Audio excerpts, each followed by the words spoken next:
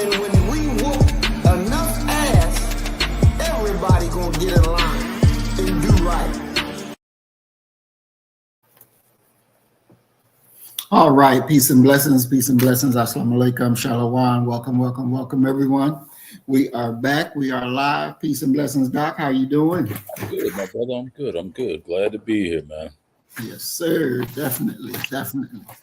So our topic that we're talking about today, the targeted man, diagnosing the assault on Black men and forging paths to wellness. All right, so let me pull up the image that we're using for the program and go into that really quick.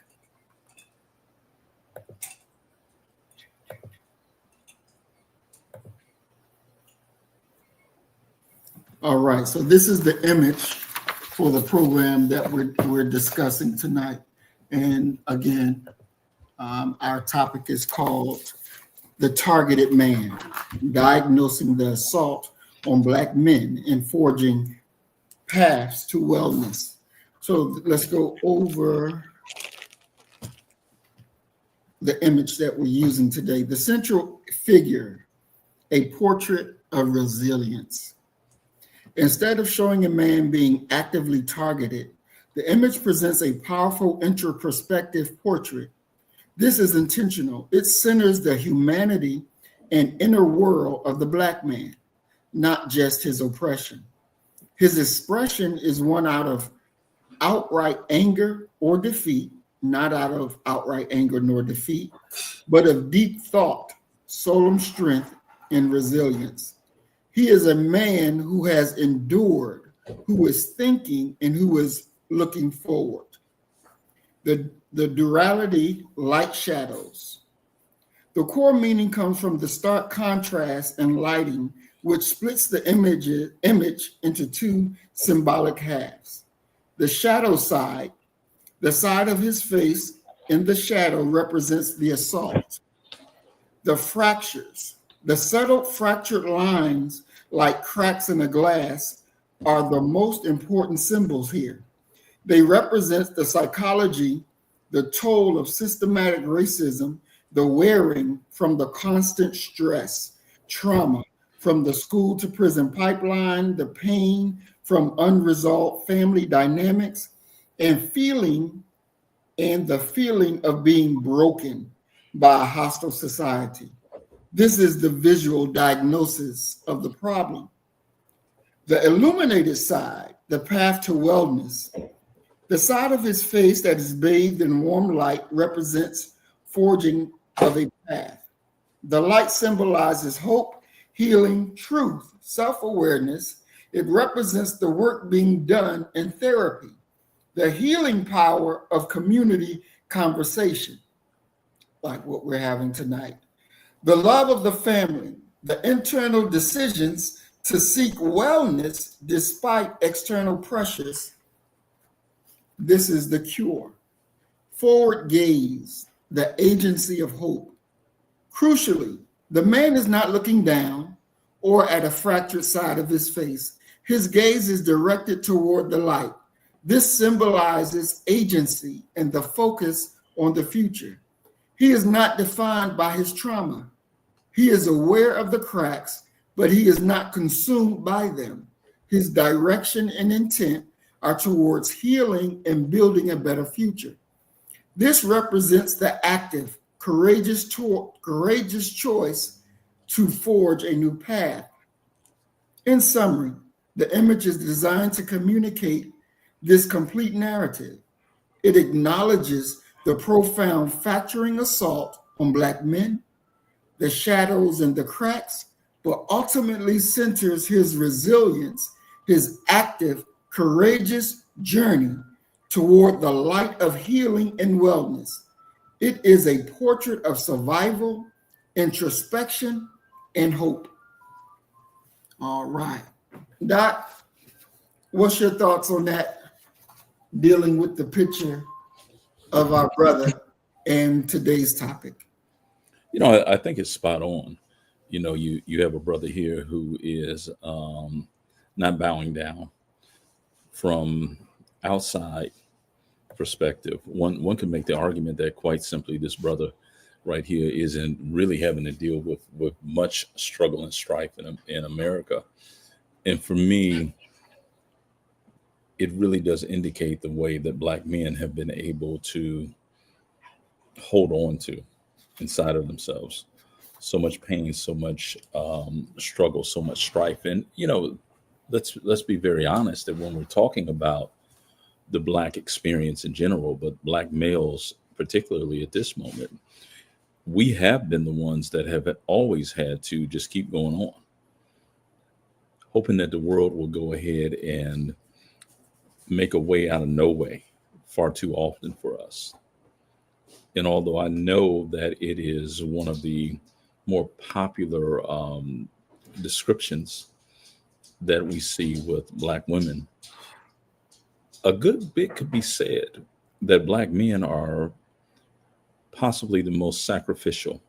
We're the ones that always, and I'm talking about good Black men, fathers, daddies, we're the ones that have always set ourselves afire to keep others warm.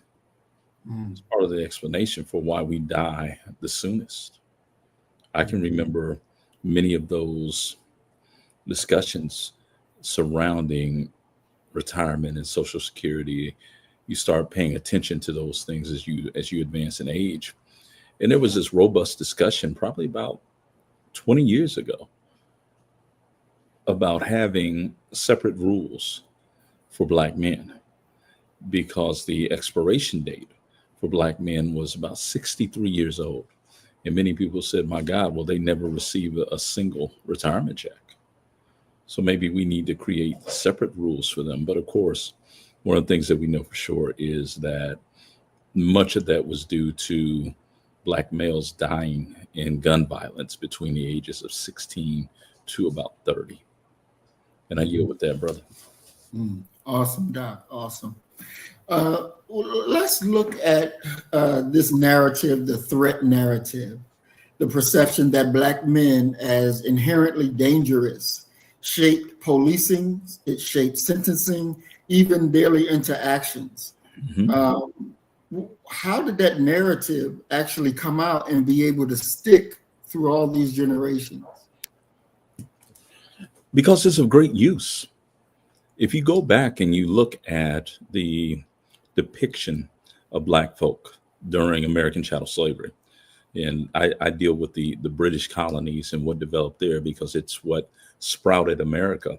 But if you go back and you look, and a great place to get some background information about this would be Marlon T. Riggs's great documentary, Ethnic Notions. One of the things that Riggs is going to, one of his primary points, is that the mischaracterization, the depiction and portrayal of Black folk, it shifts over time.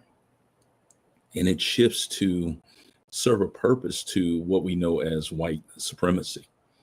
So consider for a moment that one of the justifications for continuing American chattel slavery was actually, it's somewhat cruel to set these people who are dim-witted, lacking full mental human capabilities. It's cruel to set them free with no place to go, nothing to do, no skills. The argument, the implicit argument there was that we were childlike, we were docile, and we needed slavery because it served as a positive good. It kept us from sliding back into the white mind's image of what Africa was as far as being uncivilized and what have you.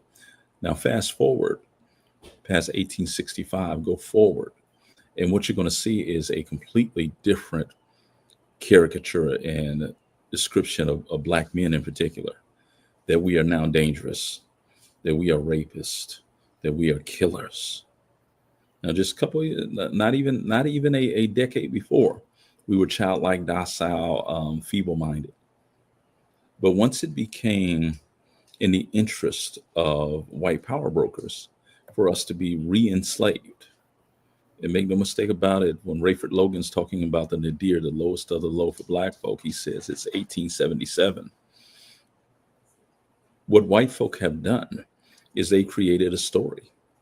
If you go back and you watch Birth of a Nation, Mhm. you'll see this story. You'll see this narrative of black folks since they've been set free. Now they are these dangerous these brutes that we gotta watch out for. And once again, what a decade before, they wanted us in their houses, serving as bed warmers and what have you. So in saying that, Mm. how the contemporary depiction of black men, and I would argue that that depiction from 1865 going forward is still occurring today. That black men, black children, black boys are looked at as lethal dangers. And why shouldn't they be looked at that way? When you have a hostile white populace, and really, let us be absolutely honest, we have many black folk. I'm not going to say most, but we have many black folk who are scared of other black folk. Mm. And a part of the explanation for that is quite simply they're pulling their information from the same trough.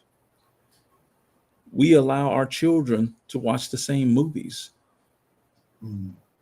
to watch the same shows. What's the message that black people are going to get from Menace to Society, John Singleton's Boys in the Hood, all of these quote unquote hood movies? And keep in mind that when we talk about Menace, we have to talk about Lorenz Tate. We have to talk about Old Dog. But I often challenge many of my students who adore Old Dog, the character Old Dog, and I say, well, what did you think about Love Jones? Same character, same actor playing a poet. Oh, I've never seen that. Never seen that. Never. So when you have a citizenry that is being inundated through music, through literature, through every means of communication, that this is a dangerous population. And that message is going to not only students, it's going to teachers, it's going to principals, it's going to judges, it's going to lawyers, it's going to people, average citizens who are going to serve on juries, regardless of race or socioeconomic status. It's predictable that what you're going to ultimately end up with is a situation where black men are vilified and hated. And the thing that I always talk about is quite simply black men hate other black men. Mhm. It's one of the reasons why they're so vicious towards each other. I was recently at the grocery store and I was trying to find something that is one of the most daunting things I've learned to find. It is a jar of just pure pickle juice. And I'm talking with a Mexican lady who happened to be there with a white guy. I guess they were a couple or what have you. And we're just bantering back and forth. And the lady said, well, I'm a connoisseur of pickles. And I said, well, can I just buy pickle juice? And so we had a good laugh about that. And here comes the brother walking down the aisle.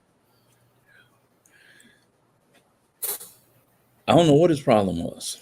Nobody said anything to him. Nobody, but he comes down the aisle and literally with his shopping cart pushed their shopping cart completely out the way. Wow. Didn't say a word to anyone, and this is after I looked him in the eye and I acknowledged him, like, yo, what's going on? And he still did it. Wow. And so you couple that with Mm. moments later, and I'm sure that everyone in the audience has had an experience like this. Not even 30 seconds later, a worker from this grocery store comes walking up the aisle and says, well, can I help you guys find something? And we told him about the pickle juice and all of that. Friendliest guy that you ever want to meet.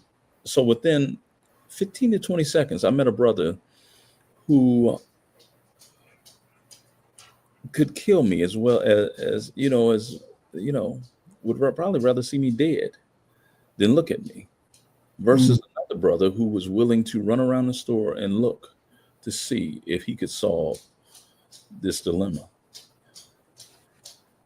A lot of times when we're talking about Black men and we're talking about our challenges, and I'll extend this beyond Black men just for this moment, and literally say that the greatest disease, the greatest illness within Black America is not heart disease, it's not diabetes, it's not hypertension, it's not any of those things, it's mental illness. Mm. And until you've been able to get outside of, and I will tell you honestly, there is no reliable way for one to get outside of the indoctrination, the crafting of a world that Black men experience. Until you're able to get outside of that, kind of, many people utilize the analogy of the matrix. Until you're able to get outside of that and look at things with a clear mind, look here, you stuck. And being stuck in many ways is going to mean that you are of no use, no utility, not even in your thoughts, towards the liberation of Black folk. One of the most amazing things when I talk to Black men often, how many of them don't even consider the idea of liberation. Their understanding of liberation is getting a bigger paycheck so they can go out and consume more goods that are produced outside of our community. And I yield, brother. Doc, let me ask you, do you think that there's a significant number of Black men who just don't want to be a Black man? If they could be anything other than that they would choose it. Do you think that is part of our problem? Well, certainly. But I don't think that they process it with, I don't want to be a Black man. Mm-hmm. The way they process it is actually, if I didn't have all these chains, all of these obstacles, I would take that deal. And in many ways, what they're saying is that if a ladder was down and they were able to climb up and free themselves, they care not as to if that ladder, to leave that ladder for somebody else to climb up out of there. If you go back and you look at the autobiography of an ex-colored man, one of these central premises of that book is having a wealthy gentleman get a African-American male who is light-skinned enough to pass. And he says, I could give you a life that would be so grand,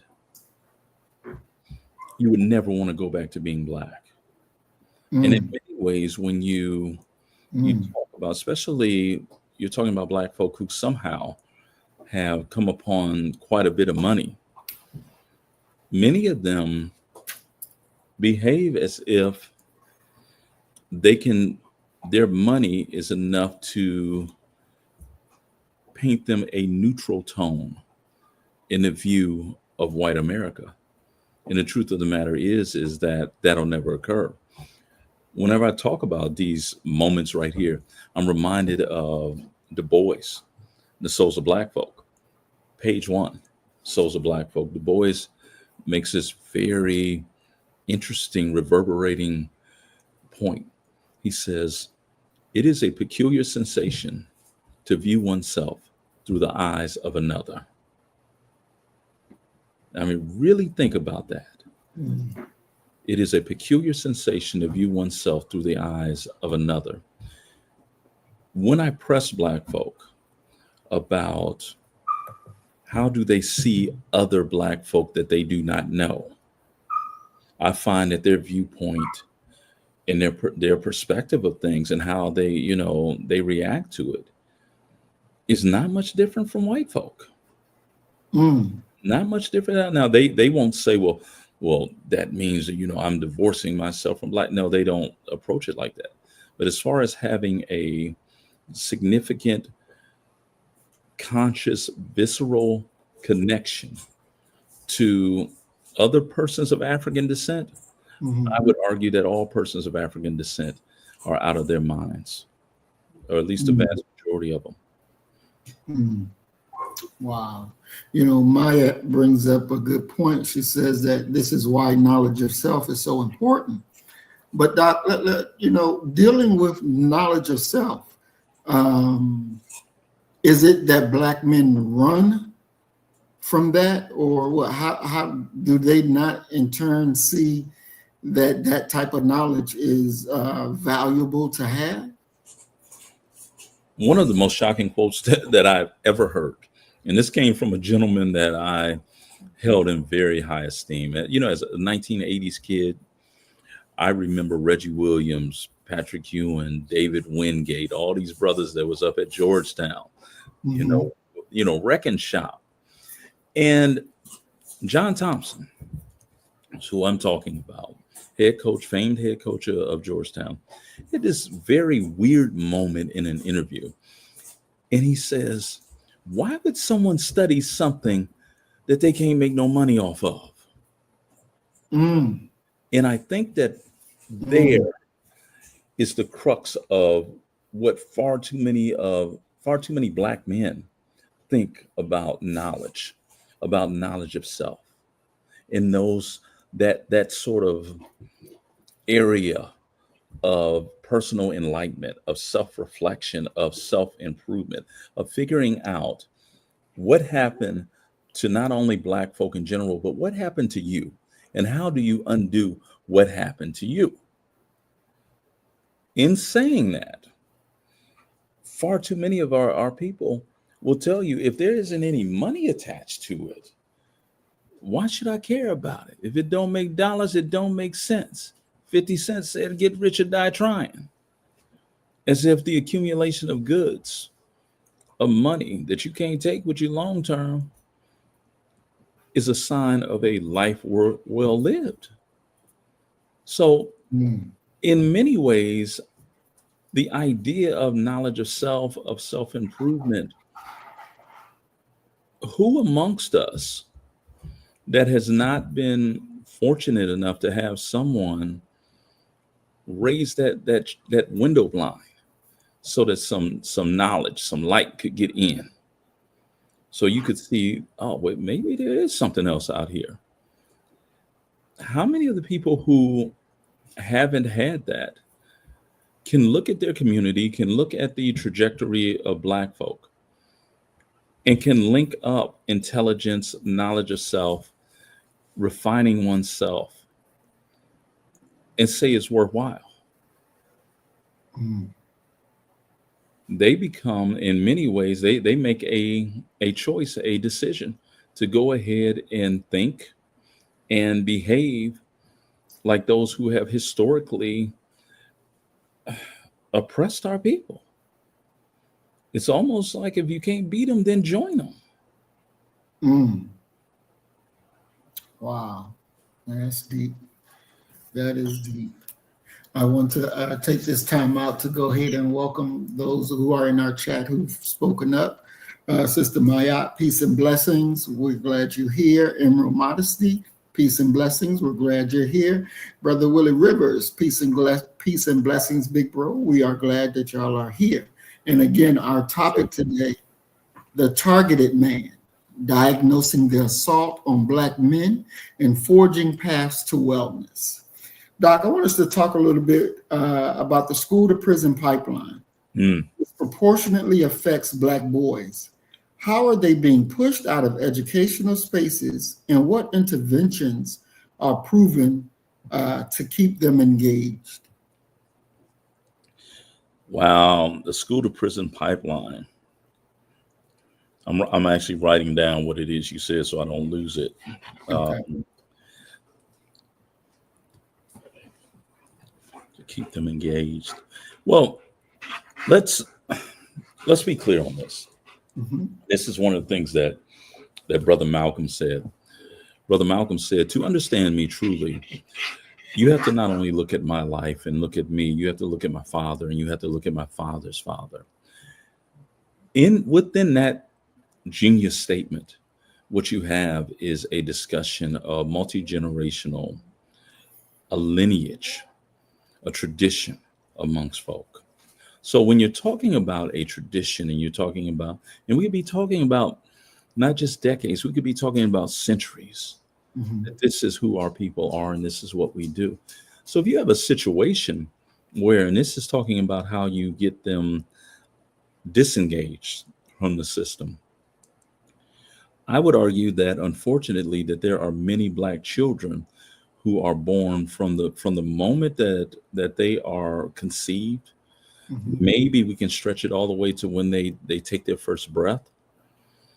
They're being raised within a community that has little understanding, and within a family that has little understanding, little comprehension, little faith or belief in education. Many of them do not see education as a reliable path out of whatever it is that they have been born into. I was born into a working class community. That's my socioeconomic background. That's my status. I will always be working class. That's what I factor everything through. But even within that community, I had friends that I went to school, and I'm talking about K through 12 or K through however long they made it. They never valued education because it wasn't valued in the home. It wasn't emphasized within the home. They weren't forced to study. They played all day. They played sports. That was their activity. They were very social. That was their thing. And no adults pulled them to the side to play the long game and say, listen, you got to look at this from this standpoint right here. And without that, they're disengaged. And let's be very clear about what we're seeing when we're talking about the school system. You're talking about a system where a bunch of individuals who largely have no stake in the upliftment of Black America, have no background in education, coming together and making decisions about what Black children will learn for about 13 to 14 years of their existence. And before long, they're going to be turned off. Because how many Black history presentations can you hear that's focused upon Martin Luther King and Rosa Parks? Right. Before you sort of disengage from that entire, well, we know what they're going to be talking about. Right. I deal with that at the collegiate level. So many of my students have no interest at all in history, but all of them have read the Diary of Anne Frank. Not a single one of them can tell me the difference between Assata Shakur and Afeni Shakur. They have no idea who Mutulu Shakur is, Geronimo Jajaga, Frederick Douglass, Martin Delany, and the list goes on and on. And in many ways, they are whitewashed mentally. One educator said it this way. He said, "You wonder why Black children grow up and eventually begin to rebel against their parents? Go look and see who's teaching them. Is the person who's teaching them, do they have love for the Black community? Do they have love for Black folk? And when you can honestly say no, you in trouble, because you've allowed access to your most precious resource. You've given that to people who, by and large, do not respect you and do not like you. So what do you think that they're gonna produce for your children? No, you're not reading the autobiography of Malcolm X. You got to remember, the autobiography of Malcolm X has not been in print for probably about 20 years now. They make special runs of it. And that's the autobiography of Malcolm X. My students, male or female, they've never read Assata. So when you're talking about our students disengaging, God bless this brother. He was probably the first brother who took time out with me, and he told me to go read the autobiography of Malcolm X. Ironically, I was a freshman at Bluffton College. His name is Jawanza Kunjufu. May he rest in peace. Jawanza Kunjufu did these 1980s seminars and presentations where I think it was titled "Countering the Conspiracy to Destroy Black Boys." And he did probably 18 books in that series, but Kunjufu advanced this idea of the third grade syndrome. And he said, what happens is that boys begin to recognize that they are males by the third grade. And when they do that, they begin to rebel against female authority. And in many ways, begin to approach things as if I'm a male. I'm stronger than you. I'm going to be bigger than you. Who are you to be lording over me? And that's actually some very real stuff, because if you look at the Mexican community, they got the third grade syndrome real bad. Mm. I would argue worse than Black America, because they're being raised in machismo homes where women often have no voice within their homes. However, Black boys, by the third grade, many of them have tuned it out. And they begin to, because you're going to fill up these gaps with something. Have you ever seen someone who tried to stop smoking, tried to stop drinking, whatever their addiction was? They are doomed to fail if they stop without replacing it with something. So when you talk about the stopping the disengagement of the public school system, what are they replacing it with? They're replacing it with a deplorable, dysfunctional Black culture. Mm. That is a street culture. And before long, let's be very clear about this.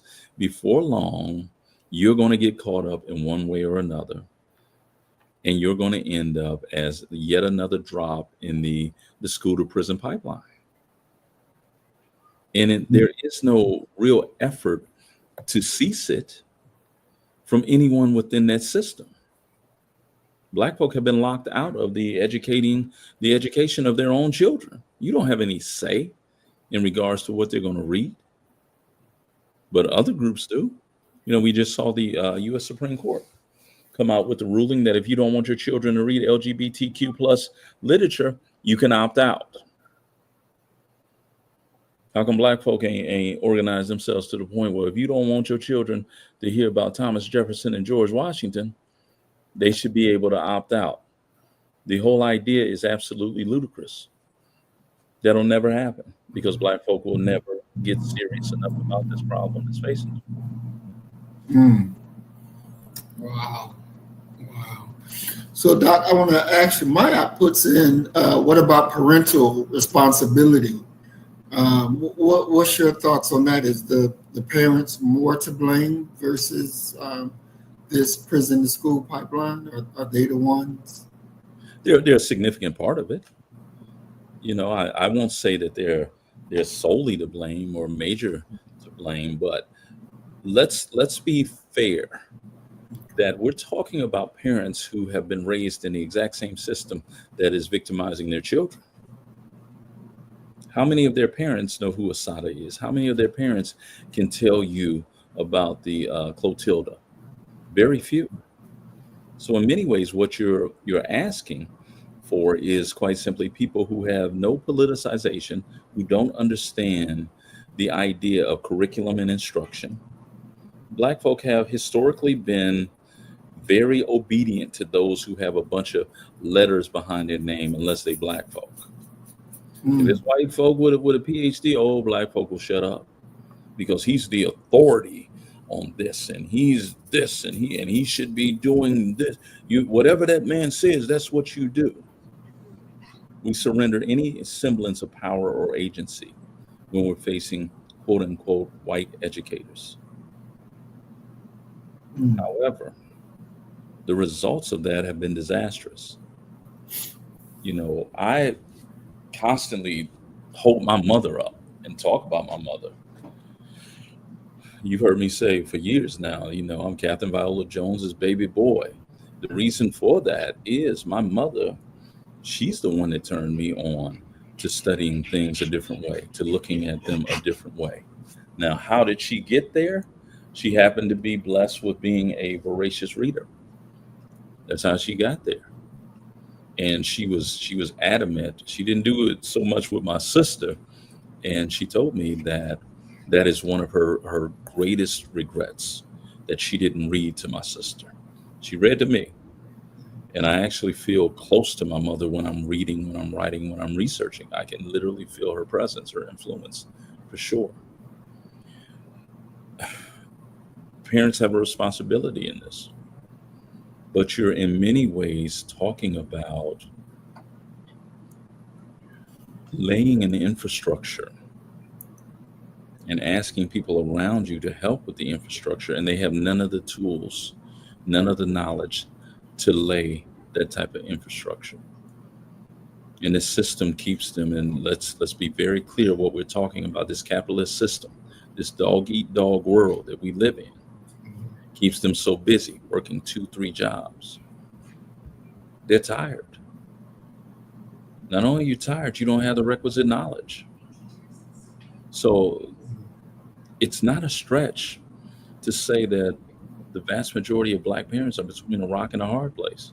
And I'm not just talking about poor and working class parents either. Mm. There's quite a few of them that are between a rock and a hard place. Now, how do we get out of that? That's the $1 million question that would require faith, would require you to disengage from the public school system. Mm. Wow. So might also ask about, what about pastors? Do pastors play a role in that link in the chain, or no? Well, everybody could play a role in reversing this. The problem that you're going to have, though, is, and I don't lump everyone together. I don't believe that any group of individuals is a monolith. However, who did they learn from? What theological seminary did they go to? Because that's where their knowledge base is coming from. And if the theological seminary that they went to did not deal with the reality that Black folk are all throughout the Bible, and the question shouldn't be where the Black folk at; it should be where the white folk at, because they don't show up until the New Testament with Paul writing to the Romans. But they could serve a role. I highly doubt that they will, because their interest and their focus is on building a church. For what purpose? For self-aggrandizement. It's a business for them. We don't have, and we showed this brother's video a while back. Albert Cleage, brother out of Pearl Cleage's father, out of Detroit, Michigan, the Shrine of the Black Madonna. How many Albert Cleages we got? How many Minister Farrakhan's we got? And compare them with Creflo Dollar. Compare them with, Eddie Long. Compare them with T.D. Jakes and these cats. Joel Osteen, although he's a white pastor, John Gray is over there helping him. They hold church in the arena that the Houston Rockets used to play in. Wow. I mean, really think about that. Wow. So is the church aimed at, and I'm a person who understands the role of the church and what the church is supposed to be doing. And I understand what their understanding of what the church is supposed to be doing. But when you receive your marching orders from people who have no understanding, no comprehension, no care about the liberation of Black folk, what do you think you're going to get? They're going to follow those marching orders. The goal is not to uplift Black America. I was at a, I'm sure you remember the Sandra Bland abduction and killing. And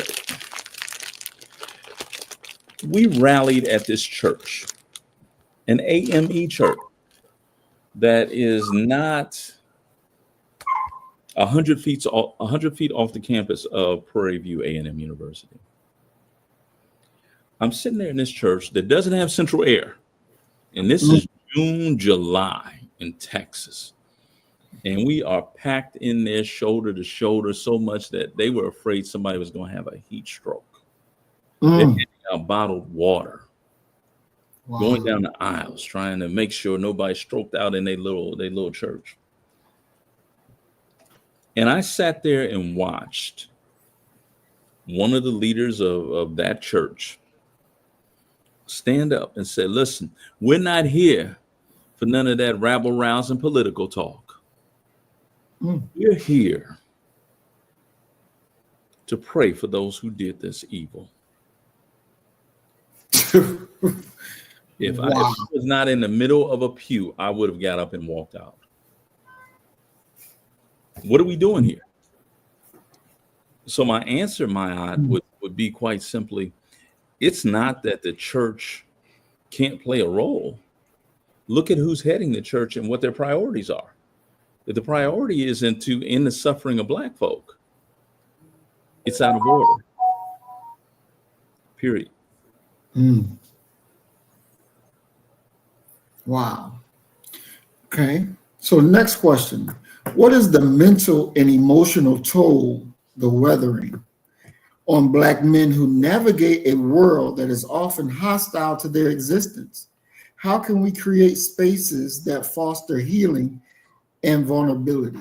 And does vulnerability have to be a part of the healing? I would argue that a part of being human is being vulnerable, being able to let your guard down. You may be surprised to hear me say it this way, but I believe that what you're talking about is in many ways, on a large scale, an impossibility. That you're not going to be able to create safe spaces for Black men. That process would take hundreds of years to be able to do that. Because black men are in the process right now, in real time, of trying to remain sane, trying to weather all that we go through. And let's make no mistake about it. The struggles that are dealt with by men in this nation are not peculiar to just Black folk. I believe that men of color and men who are socioeconomically marginalized, I just believe it's more intense for them. But you're asking for a mass exodus of Black men to heal themselves first, or go to some type of therapy to get healed, and then go steps further than that and clean their mind of all the images that they've accumulated over time of Black men. I don't see that happening. I don't see that at all. I would love to see it happen. I would love to think that it could be a possibility. But in the actual real world, Black men are like other men, are like other Americans, other humans. They're trying to get ahead. And for far too many of them, if getting ahead means turning a corner or two here or there, they're willing to do that. It's an unfortunate thing, but it's true. And I don't care what organization that you're talking about. I know that the Nation of Islam and the FOI, the Christian church, the Baptist church, you had the same type of personalities and personas in there. You got people in there who are willing to sell you out if it means that they'll be able to get even slightly ahead. One of the most telltale signs for me is quite simply, I have friends, Facebook friends and what have you, cousins, family, who are trying to do some substantial things. When their post pops up on my timeline and it has no likes, it has no engagement, it has nothing. What are we saying? What are you saying through your action?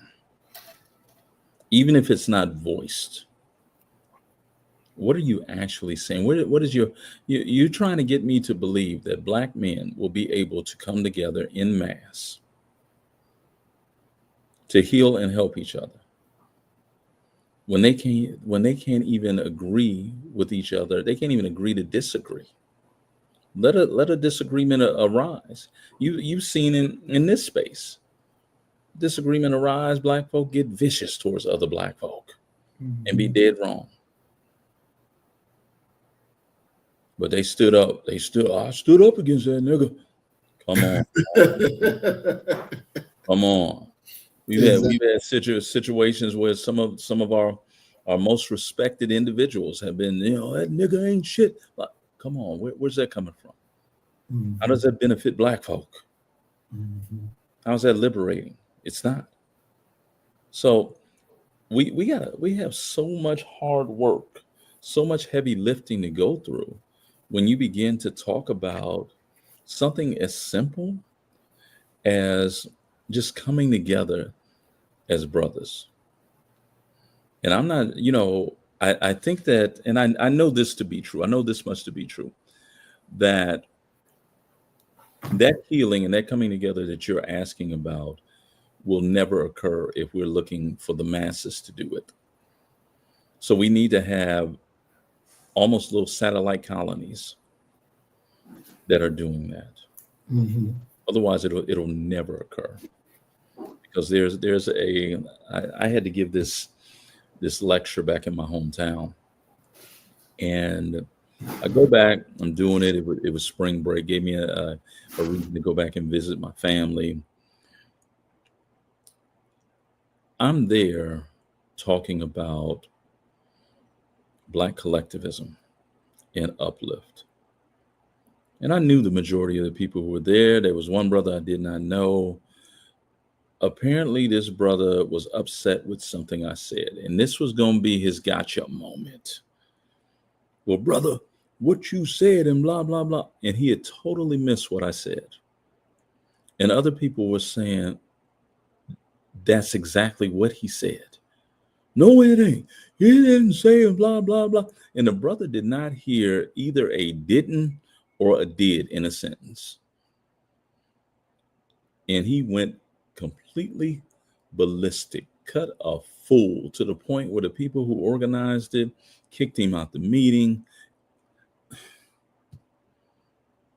Mental illness is it's what's on the menu. And how could it not be when you've allowed a foreign population to educate and really force the reality that is occurring all around you? There's no possible way it couldn't be occurring. None. Wow. So, Doc, let's see. Now we've talked briefly about the external war on Black men, from the justice system to economic policy. But for us to have a frank conversation, we must address the internal crises of violence that disproportionately affects our community. And I know I asked you this question last week, but I'm going to re-ask you again. How do we do this without validating what the racist narrative is? And I know you said just tell truth, but can you give us a little bit more than that? We take the thing that, they say, the Black man is a threat, he's this, that, the other thing. And then we look at the crimes that's being committed. Let's be fair and honest. Okay. We have many Black men in our midst who are threats to other Black folk. It takes me back to a quote that Tupac said. Pac said, "What do you think? We want to live near the killers. We want to live near the people who commit rape. Who you think they're committing these crimes against? Who you think they're robbing? It's us." Right. So I don't think that we can give a rat's ass about what someone outside of our community is saying when we are struggling to make it. To hell with what they say. If you see a spike in violence within Black America, and it's due to let's create a group, the Soul Brothers United. And the Soul Brothers United decided, y'all done went too far. And they tell whoever the big man is within the city, a lot of hoods have a singular person that can regulate things under the crime world or what have you. They go to him and they say, listen, y'all got to stop it or else.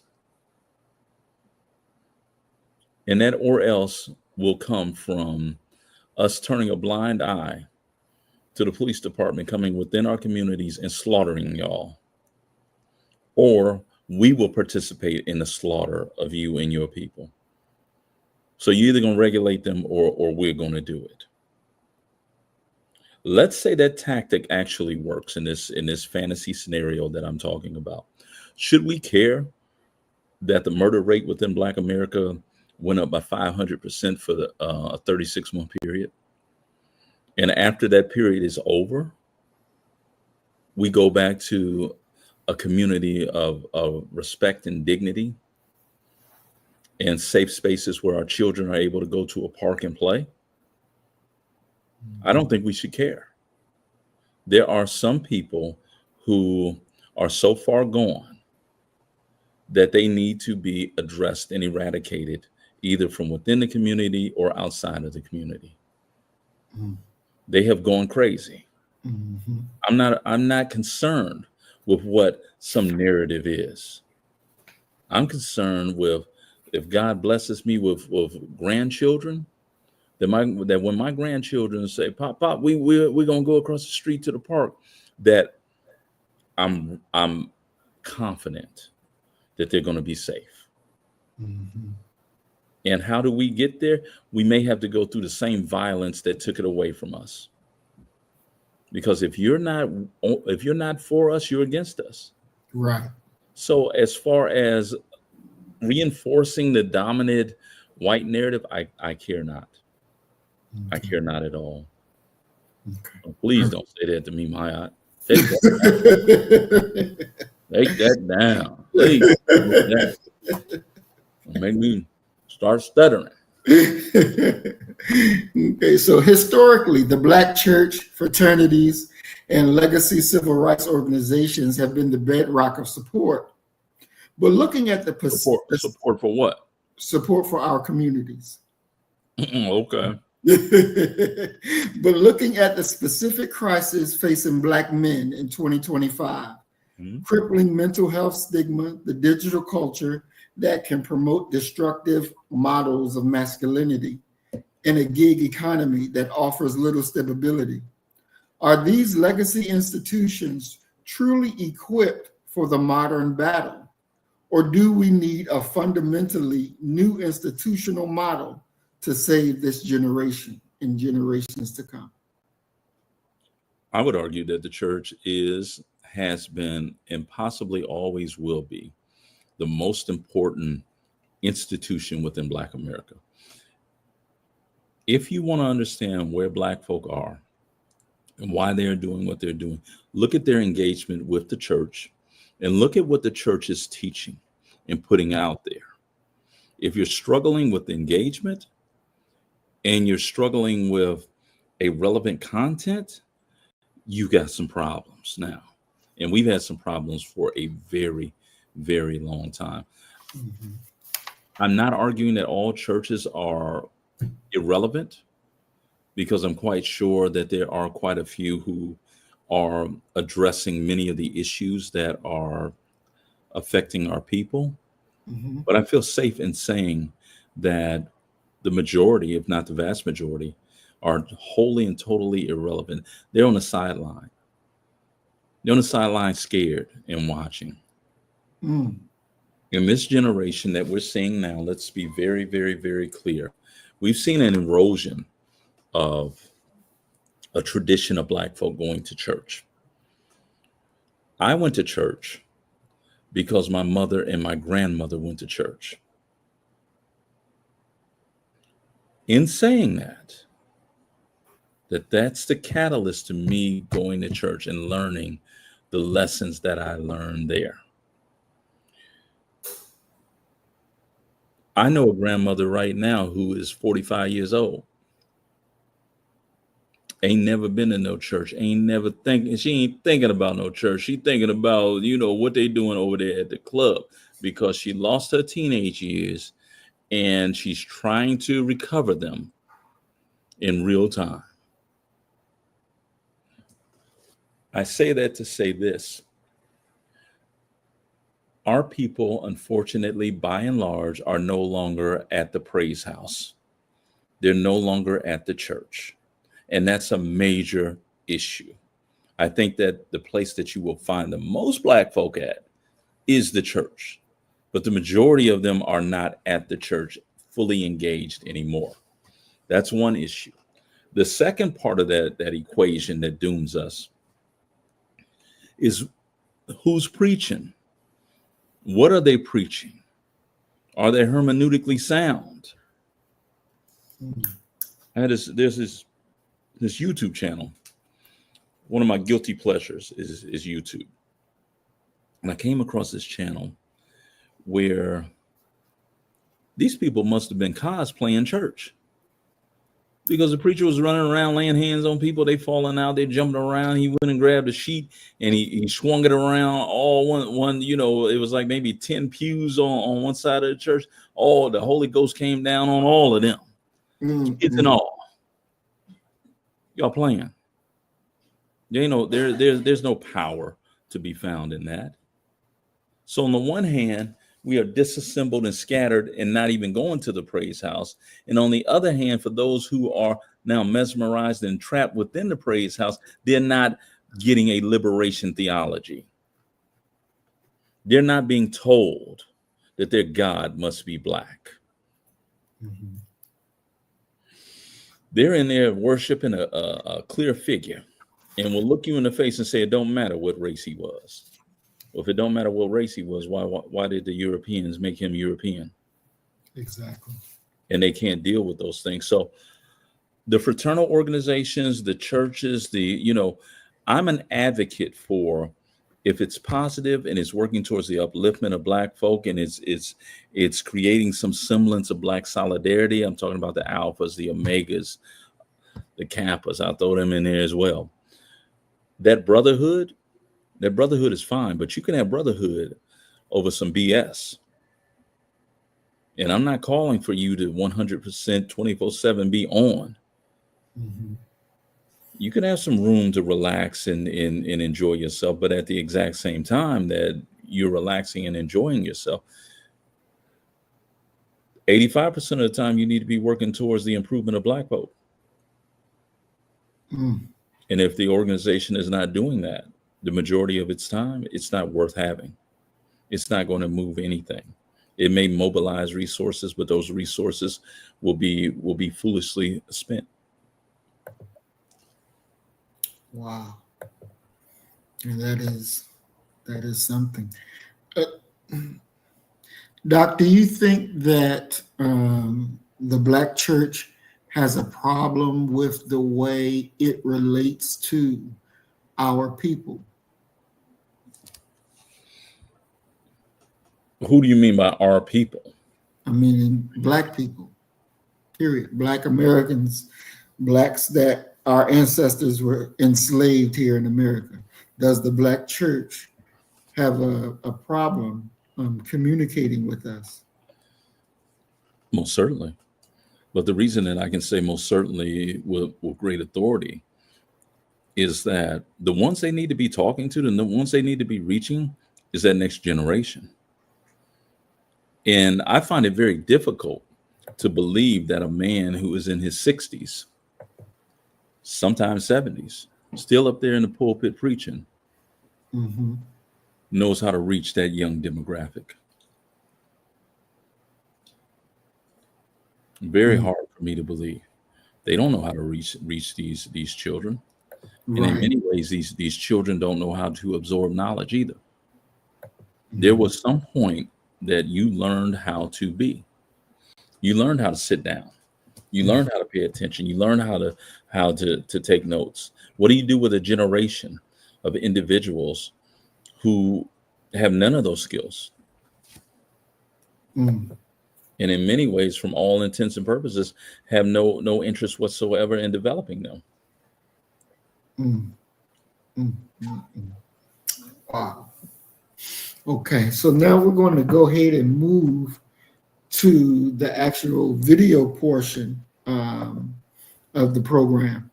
And while we're going to do that, I'm going to welcome Earth Angel 1105 Remix to the program. Peace and blessings, Queen.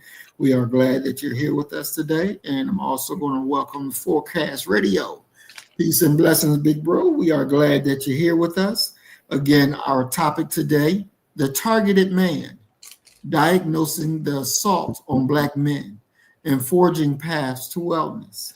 So we're going to move to our first video that we're going to go over. I believe everybody should remember Amy Cooper, white woman in Central Park with the brother who was bird watching. Yeah. And so let's just take a look at this one, and then we'll come back and we'll talk about it. Sir, I'm asking you to stop. Please don't come close to me. When this video of Amy Cooper calling 911 went viral in May, there is an African-American man. I am in Central Park. He is recording me and threatening myself and my dog. it fueled already heightened racial tensions in the U.S. and would end with Cooper losing her job and facing charges herself. I'm being threatened by a man in the Ramble. Please send the cops immediately. This morning, prosecutors say Cooper actually called 911 twice, the second time falsely claiming she was assaulted. A detail disclosed for the first time in a Manhattan courtroom Wednesday, where Cooper was formally charged with one misdemeanor count of falsely reporting an incident. You hear about birds. You see Christian Cooper, who recorded the video on his phone, says the confrontation began when he asked Miss Cooper to put a leash on her dog in a bird watching area of Central Park, where they are required. When she refused, Cooper said he started to record her. I'm going to tell them there's an African-American man threatening my life. Cooper describing the moment to NBC last spring. And I'm like, whoa, okay. And I thought, well, this is definitely an attempt at racial intimidation, and I can either capitulate to it and do what she says, or I can keep doing what I'm doing. Amy Cooper admitted there was no assault when police arrived on the scene, according to the prosecutor, who says she is now negotiating a plea deal. Cooper also issued an apology after the incident. I sincerely and humbly apologize. Officials say her actions that day put Christian Cooper's safety at risk. In a statement, the district attorney said in part, fortunately, no one was injured or killed in the police response to Ms. Cooper's hoax. Christian Cooper is calling the case a distraction and said in a statement he remains focused on fixing policing and addressing systemic racism. All right, Steph, you were talking about the fact that she is actually facing a misdemeanor charge. So what does that mean in terms of punishment? Are we talking jail time? Yeah, potentially, Hoda. It carries up to a year sentence in jail time. But prosecution says they don't want her to serve jail time. Instead, they want her to attend an education program to better understand the implications of what she did. So there you have it, Doc. They don't want her to go to jail. They want her.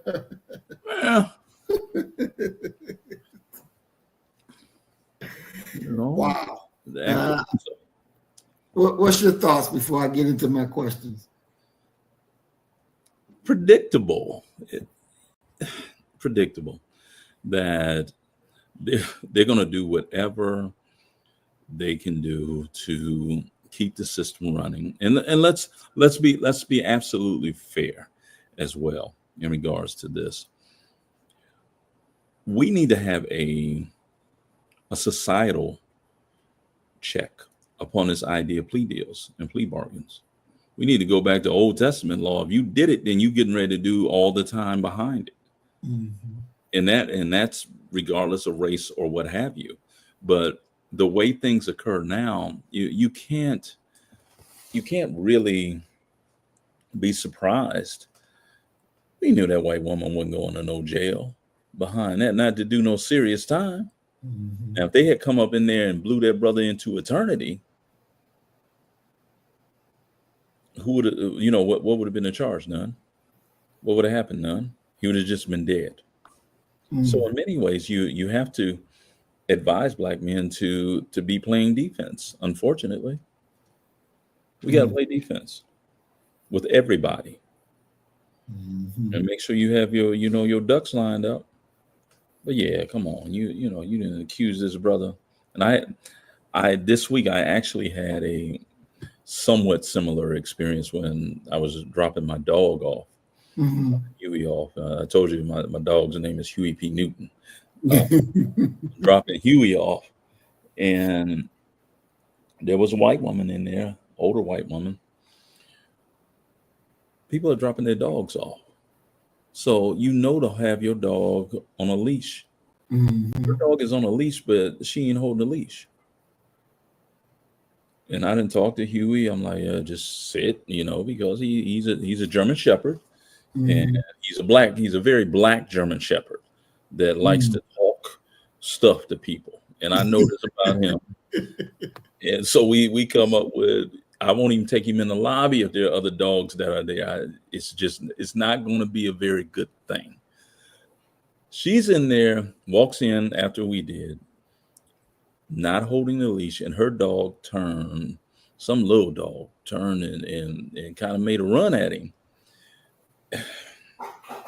I had his leash in my hand, and she says, oh my God, he put my dog in his mouth. I said, you need to grab that leash. And the workers who were there, they were like, oh my God, how do you not have the leash in your hand? How do you not have the leash in your hand? That's what you got to do. I said, she scared the shit out of my dog. You know he don't act like this. Okay. And it's just what it is. So yeah, you got to play some defense. So I'm glad he had her on tape. And even having her on tape, a win is for us. A win is so slanted and one-sided that is the brother wasn't arrested or killed there, Mhm. but she Mhm. still went home. Exactly. Okay. So, Doc, let's start with the moment the video begins. Christian Cooper is the bird watcher, asking the woman to follow the park rule. At what precise moment does he cease to be a citizen and becomes the perceived threat? And what does Amy Cooper's immediate escalation to calling the police tell us about the tools she believes society has given her to win a simple argument? The brother became a threat the moment he woke up that day. Mm. Period. What we saw there was just the incident that occurred where the police were called and arrived. Mm. Brother more than likely had probably 8 to 10 moments where white folk felt threatened just because he existed, because they believe all of the stereotypes and the caricatures that society puts out about black men, images and ideas that not only white folk, red folk, yellow folk, black folk buy into, digest, and they navigate the world as if that's a guide in regards to it. So you have to, you can't just say, well, they had an interaction and something went wrong and he became a threat. No, he was a threat from the moment he woke up. At least viewed by society. Brother has no ill intentions to anybody. No, he doesn't. None. And you can look at that brother. He ain't got no ill intentions towards nobody. Nope. And if that brother is able to be looked at as a suspect brother, all of us are. And all of us do have that ability and that potential to be looked at that way. So that's when that started. But when did it click into her that she could utilize her privileged status to call the police on that brother? That probably happened when she was 2 or 3 years old. And her parents explained to her why they don't wait in line for something. We go straight to the front. And it was reinforced throughout her socialization in her childhood of explaining, well, look at those people, look at how they act. The reason that they're living here, the reason that they're experiencing all of this poverty and this squalor has nothing to do with the fact that your daddy will not pay them a working wage. It has everything to do with their effort. And if the child says, well, didn't daddy inherit his $1 million business from grandpa? Well, that's beyond the point. He kept it going. So that process is not an instantaneous one. It's in the mind. Paul Mooney would argue it's in the blood. And just as it's in the mind of them, they learn that somewhere. And we're absorbing information from the same trough that they're getting it from. It's just looking at it somewhat through a different slant. It takes us right back to Du Bois's great quote. It is a peculiar sensation to view oneself through the eyes of another. That's by and large what Black folk do constantly. Wow. So Doc, with him, and listening at how the brother talks, his voice is not like our voice. His voice is more. Why isn't it? Why isn't it? Because it's not. This is what I noticed from Black people that socialize and live around whites, and even those that marry whites. Their voice is not like our voice. It's like their voice is, how do I say it? It doesn't have a tone. Go ahead and say it. Go ahead and say it. It don't have a tone. It's not a voice that will frighten white folks. It frightened her. And that's sort of my thing. Of course, I agree. I understand what you're saying, and I agree with what you're saying. But is it possible that what they see through their eyes is not what we see?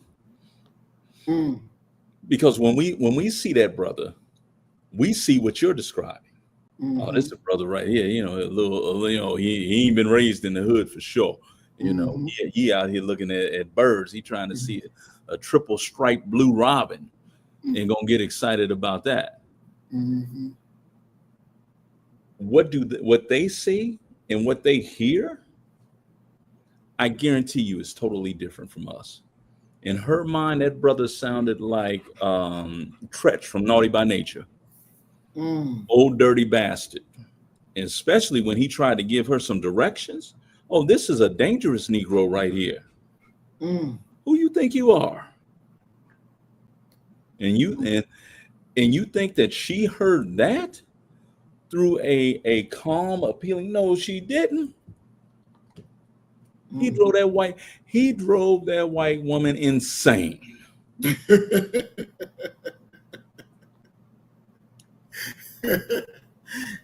I'm surprised Peter didn't come or animal service to try to take the dog from her, because she was choking the hell out of that dog. He was fighting for his life. She was not choking that dog. She was keeping that dog close to her to keep that beast of a Negro from killing it. If anything, he would get a charge about of dog endangerment. When you're looking at these things through the correct lens, brother, you got to learn to look at it through the white lens. I'm telling you, you can get yourself in trouble. Okay, so the video shows Amy Cooper performing for the 911 operator. Her voice changing, her words carefully chosen. I'm being threatened by a man, an African-American man. This wasn't just a call for help, it was a script. What does this performance of fear reveal about her understanding of how the system works and how she can manipulate it by invoking race? They know how to do it. People talk about a sub-discourse. How you can talk about something without really talking about how you could communicate with someone without really saying it. Black folk are able to do it just by looks. This is family reunion season for Black folk. Okay. We're going to be getting together at the barbecue, this and that. Go to a barbecue and let there be a brother that nobody know, and he over there eating all the brisket. Do you not think now, if you sit across from me and I do this, you tell me what I'm saying. The brother's sitting to the right, okay? What am I saying to you?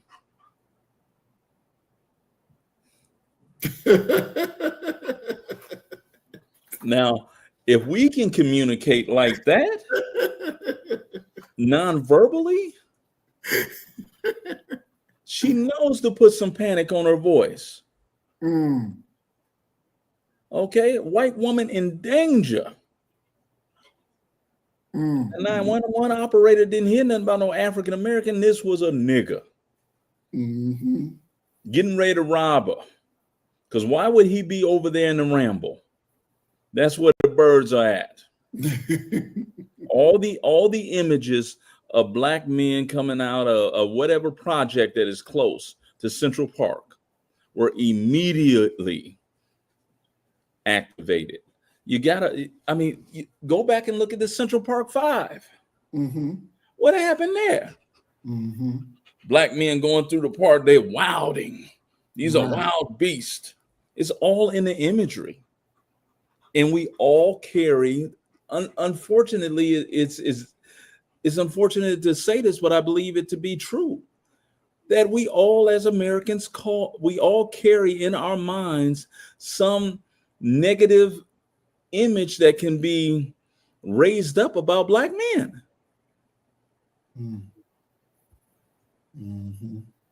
You have to do a lot of work on yourself to be black in America and love yourself, let alone love some other brothers.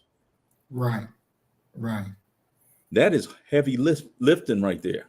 That causes you to literally be Christ-like, because you have to love your enemy. And oftentimes your enemy look just like you. And and whatever he's going through, whatever point of his life that he's at, look here. He ain't arrived at no knowledge of self yet. Right. So, Doc, looking at his response, and he remained calm and recorded. For black men, this has become the standard survival tactic. What is the psychological cost of having to constantly be on camera to meticulously document your own innocence in anticipation of false accusations? What does that do? The cost is massive, because in every way, your North Star has got to be, I've got to survive this because I have children. We do it not only when the police are there, we do it at HR. We do it when called down to the office at work. I got to keep this job. I don't want to stay here overnight, but I got to keep this job because I got to provide for these children. I got responsibilities. I can't let them down. It whittles away at your soul. It whittles away at your self-esteem. The cost is massive. Leads you to insomnia, leads you to depression. It's not accidental so many brothers are smoking weed, drinking, trying to get away from whatever that is, overeating. Because in many ways you've had to demean yourself. And when it was your time, because we sit up here and we'll say to another brother, "Oh man, you punked out. You should have." Well, when they got you in the box and it's your time, your turn. Are you gonna take your hat off and shuffle your feet like music playing? You will if you want to survive this. Otherwise, we're gonna make your life a living hell. You're gonna come to court 30, 40 times. You're gonna have a lawyer who's gonna charge you out the wazoo. You're gonna be financially ruined after this. Think about and just really consider the fact that even having massive amounts of money does not protect you. Right. Who's the brother that was with Irv Gotti them in Murder Inc? Got him.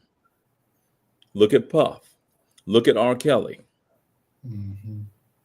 Hell, they damn near put the most non-threatening black man that God ever created in prison. A Negro who told him he's no threat. He said it don't matter if you're black or white.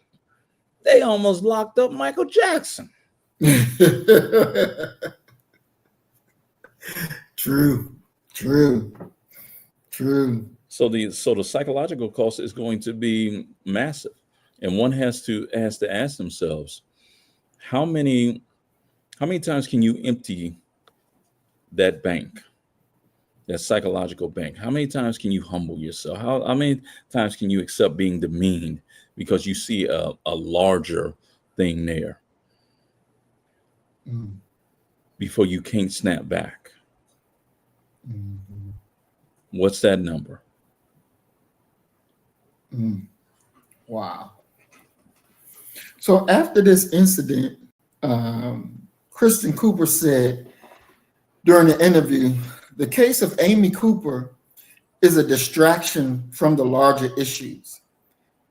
Many would have demanded maximum punishment.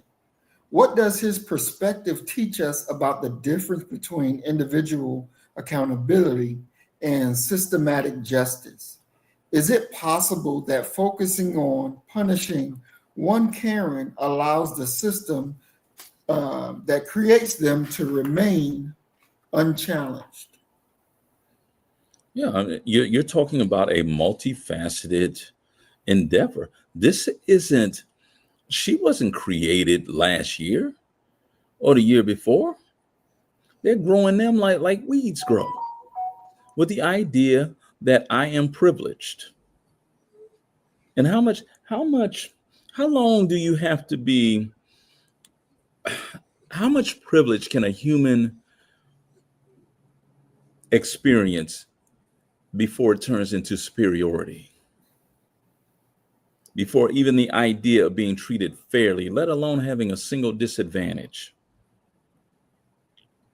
leads one to feel as if they're being picked upon, mistreated. Mhm. What is that number? So you can lock her up. Go ahead and lock her up. She should have been locked up. Mhm. Nobody's doubting that. But do you think that you're stopping the manufacturing of these troublesome, meddlesome people? Not at all.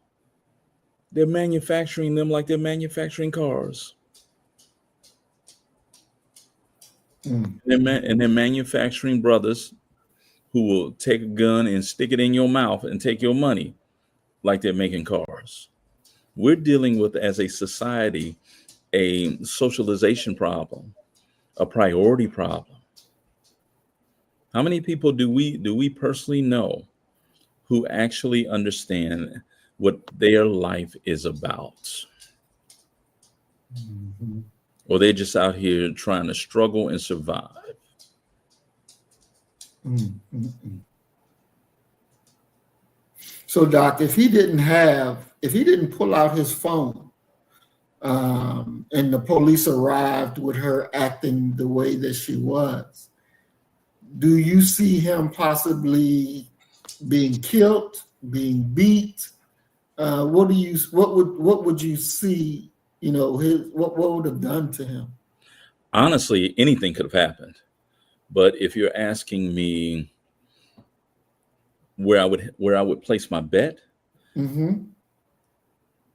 I believe that a sensible officer, and that's going in as if they're sensible, okay, that's giving them a lot now, and that they're not so amped up and filled with adrenaline when they arrive there. The most likely outcome would have been that brother would have been arrested. They would have cuffed and stuffed him inside of a car with the idea of, well, we'll figure this out when we get down to the station. If things spiral further, that brother's on his way to Rikers Island. And that brother being put in Rikers Island would not be a very good thing for that brother. No, it wouldn't. But that's how things could have devolved. And it's the same thing. There's a sister that makes it around the internet, and she gives out advice to men, and she's talking about, her perspective is how women think. And she had this piece of advice that worked for this brother, and I think that most brothers should be prepared for this. She said, you better know how in your phone to open your phone and to get to the record feature within 5 seconds. Mm. And and she was advising us when we're dealing with women that we live with, because they're liable to say anything. Right. And you ain't getting the benefit of the doubt. You have 400 years of daunting messages of how dangerous, immoral, and violent Black men are. You're not getting no benefit of the doubt. It reminds me of Ice Cube.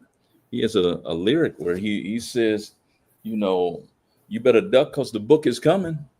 Just pass the car keys over to your woman. Go up in that courtroom and see what happens.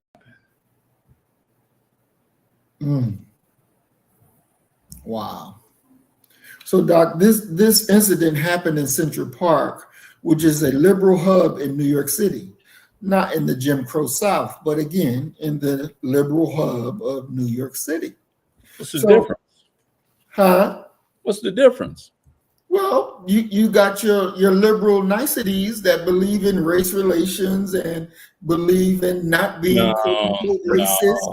They're the nice white folks that love their neighbors. So how come there ain't no Black folk living around Central Park to this day?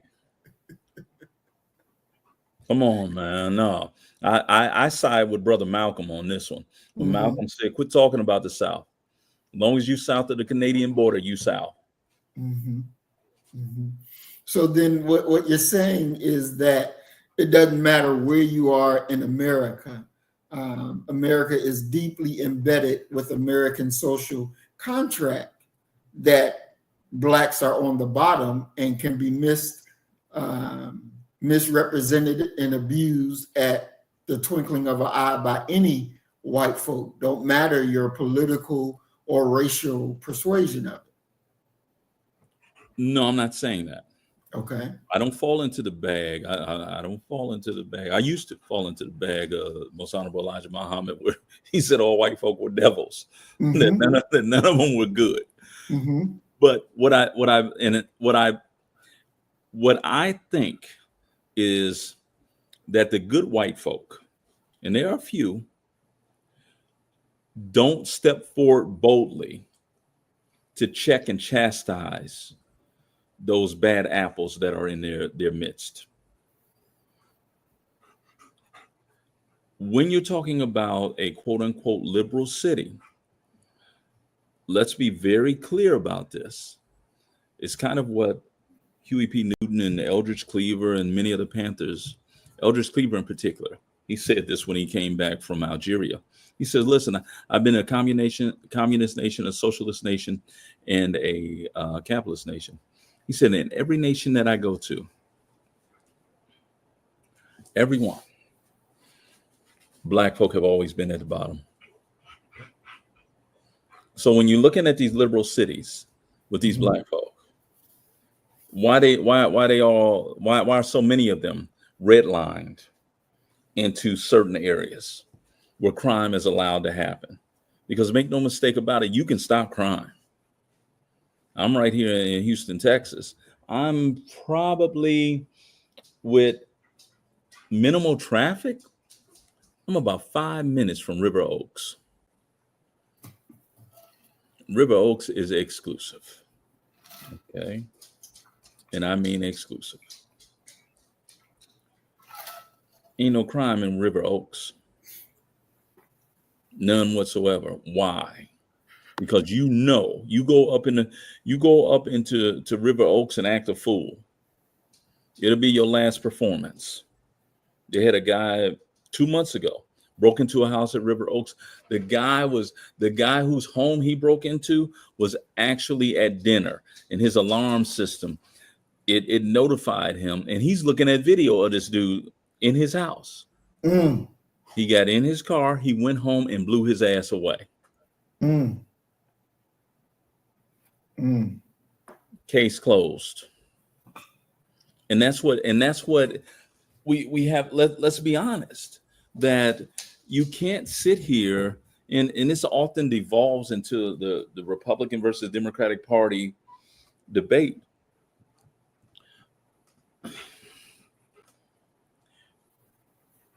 I side with what Minister Farrakhan said.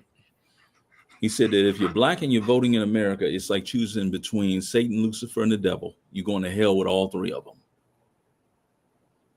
So when you're talking about Central Park and you're talking about this idea of New York liberalism and what have you, there's a lot more to that story. Because right now, they're talking about really cracking down on some of the derelicts up in New York City.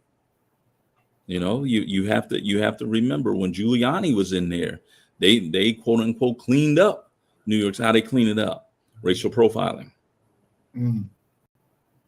Because these wealthy liberals and leftists that people like to celebrate, yeah, they don't want y'all over there either committing crime. They don't want you in there committing crime any more than your people want you in their community committing crime. But if you come over here and do it, we got something for you. And it's something that you will never forget. Your mama will never see you again. Okay. So the last question on this one. This video shows a perfect storm of race, gender, and public space. How do we begin to dismantle a system where the simple request, ma'am, please leash your dog, can be twisted in a potential life or death situation for a black man? Where does the work of curing this sickness even begin? And to add on to that, since you said that there are the good white folks out there, why haven't the good white folks answered this question and did what was needed to be done to prevent what we just saw happen? Because in many ways, a good white person is such an anomaly. They're the social outcast. Okay, I'm talking about the John Browns of the world, those that are remembered for what it is that they did. I'm thinking about the Christian saying that God gave the rainbow sign, no longer water, it'll be fire next time. You're talking about vanquishing the earth of humanity to be able to uproot what it is that these people do. Because in every way, you have to remember that ignorance is not a trend. Grand Verbalizer Funkin' Lesson Brother Jay from X-Clan said that. So if you have one generation that teaches the next generation something, that teaches the next generation something, that ball is rolling. How do you stop people from engaging in their culture, especially when that culture benefits them? They're benefiting from this. Make no mistake about it. People don't do, especially long term, people don't do things, people in power don't do things that don't work for them. This works for them. So to sort of excavate and unearth this at the roots, I don't believe that's possible. So then, Doc, if you don't believe that it's possible, then I have to go back to your statement of good white folks. That I don't believe that there was, after John Brown, I don't believe that there was any good white folk left. I think he was that anomaly, and it stopped with him. Because if there were good white folks, their actions are nothing, and if their actions are nothing, then how do we consider them to be good? It would be like the police officer, right? Because I say all police officers are bad. There's no good in them. And you'll have some that will watch their colleague beat and kill somebody, but they probably won't do it themselves, but they will definitely watch their colleague get it done, right? And some will say, well, he's a good cop because he didn't do it, but he watched it get done. So he can't be good. I hear what you're saying. And I have significant agreement with what it is that you're saying. I understand that. Yet at the exact same time, we live in a capitalist society where most people need a job. And you may have to turn a blind eye to quite a few things to be able to pay your your child's tuition. It is, as we were talking about early, another erosion and weighing of one's psychological stability. It's what it is. And we have these moments where people are going to ask themselves, well, what can one person do? And you know that you're dealing with a system, because if you report that, that's going to get reported to all your brothers in blue, and you are going to be in peril. So I don't think that it's that simple of just doing something that's right, doing that, or do it right or wrong. I don't believe it's always black or white. People are at different points, and they're making these decisions on the fly often.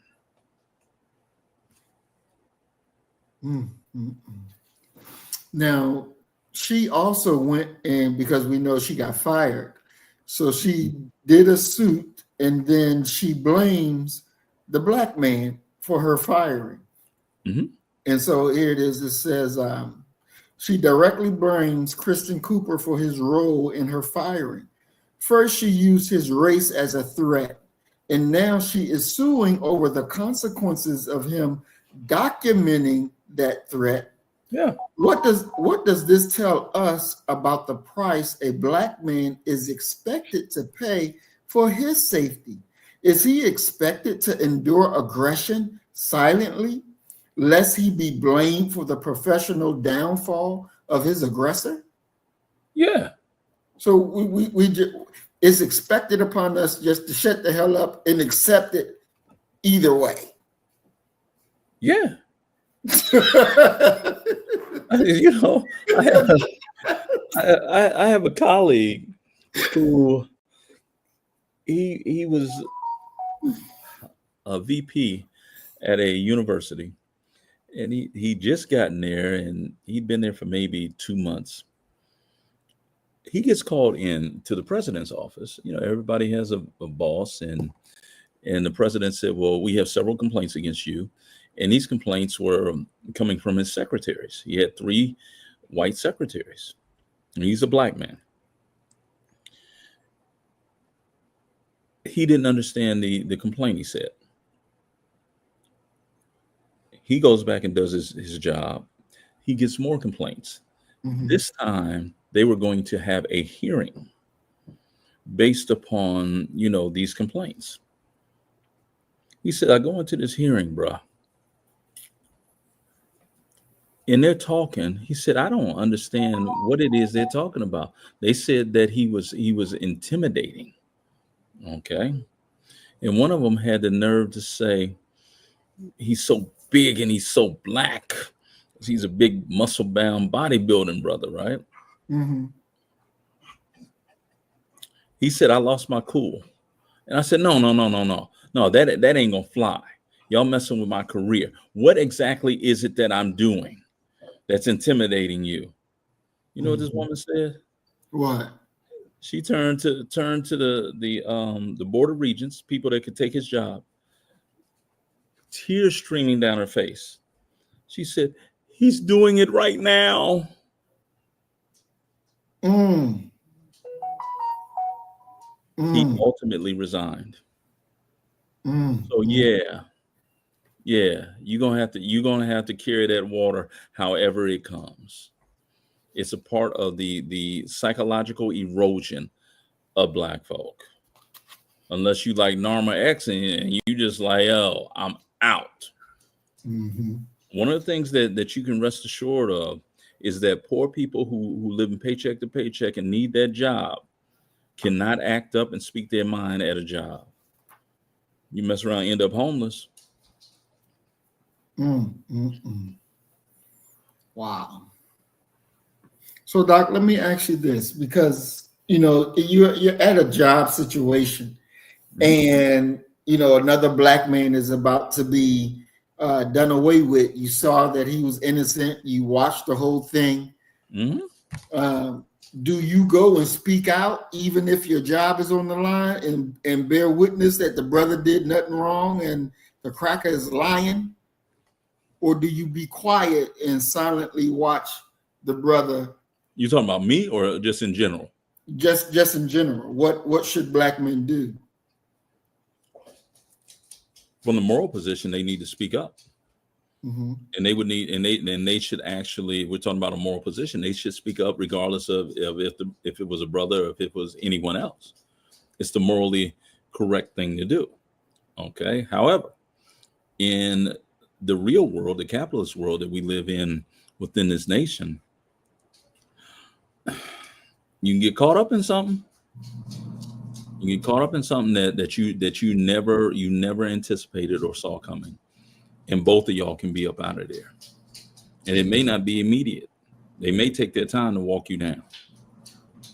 Create situations where they force you to quit. I know a brother who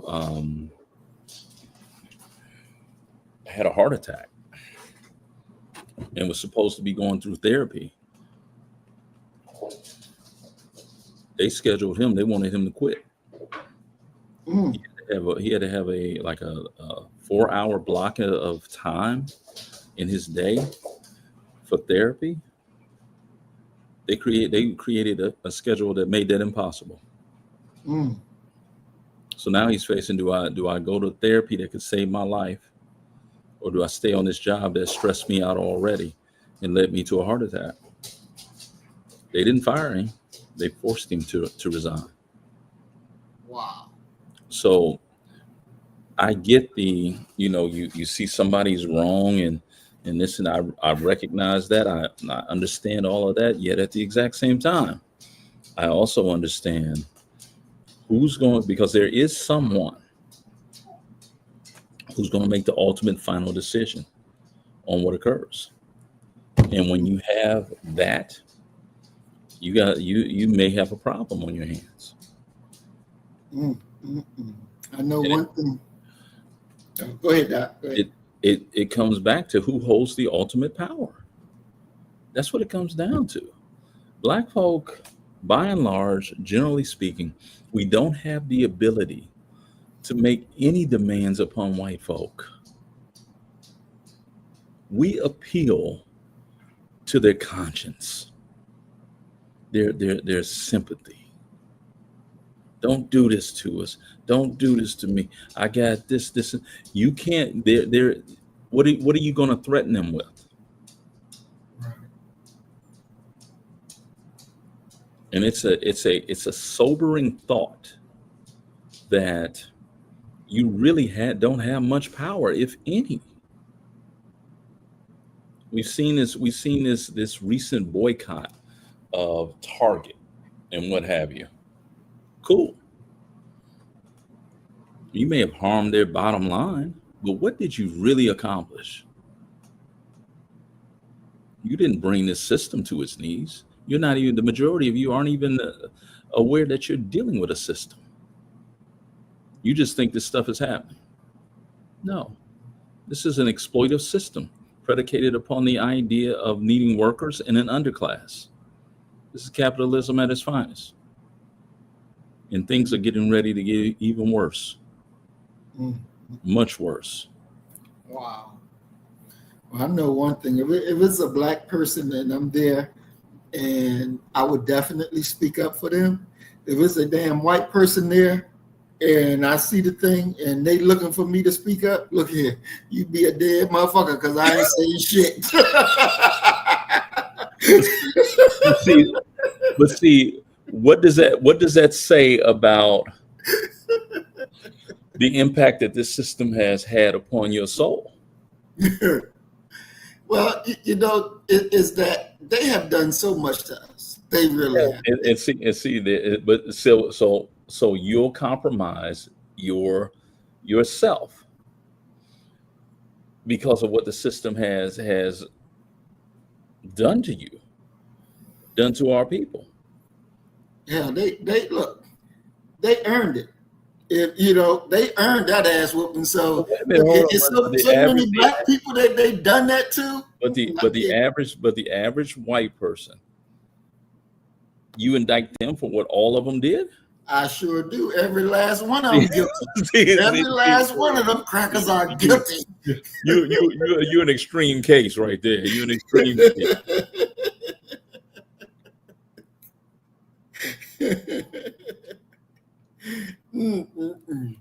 All right, we're gonna move on to the next video and take a look at this one. Please move, ma'am.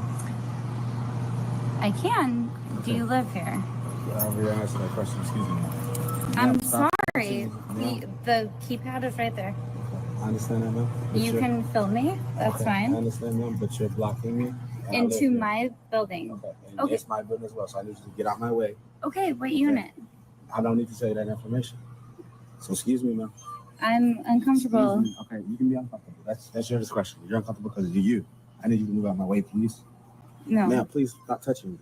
I'm not touching you. You just was previously. Before. I'm not touching you at all. So I'm going to step in. I'm not touching you, and I'm not in any way doing anything outside of letting my dog go to the bathroom. And I live here. You're blocking the door. What unit? I don't need to tell you that. What unit do you live in? 307. Okay. Great. I'm on the 4th floor. Excuse me. No. You don't have a key fob. You are... No. No. If you have that, then okay. Ma'am, you're not security. You're not the property manager. You're not Mike Herman. But I live here. Okay, and I live here too. You're not Mike Herman. You're not Rick. I don't like the fact you have your phone in my face. Okay, I don't like the fact that you're blocking me for where I pay. All I'm asking is what unit? But you're not. I don't need to tell you that information, ma'am. If you want to come into my building. It's not your building. You're not the owner. You pay rent. Sir, you walked up on a street. Yes, and I've already buzzed in. I've already you did not. Okay, man, it does not even matter. Can you get out of my way? No. Can you show me the key fob into this building? I'm not showing you anything. And the second, ma'am, I'm bound to walk through where I live at. So. No. Okay. Can you show me the key fob into this? No. Excuse me. No. Excuse me. Are you kidding me?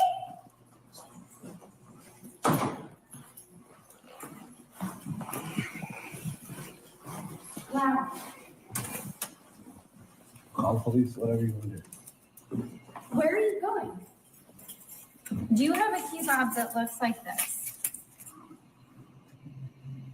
You can film all you want. I'm not being rude. I'm not being disrespectful. You walked into a building that I was taking my dog out and pushed your way in.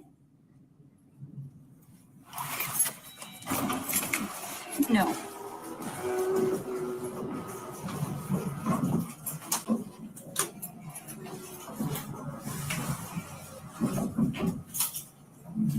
Who are you going up to the 4th floor to see?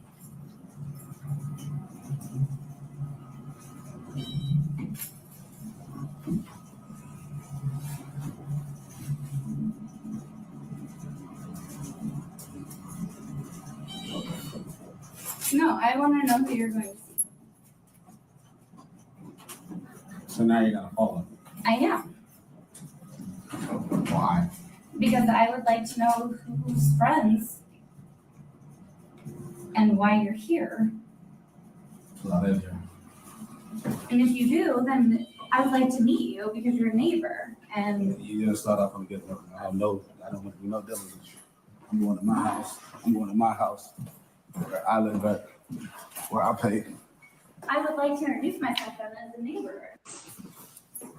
I would like to introduce myself. I do not want to speak with you. Please stop following me. I'm going to call the cops for harassment. That's my next step.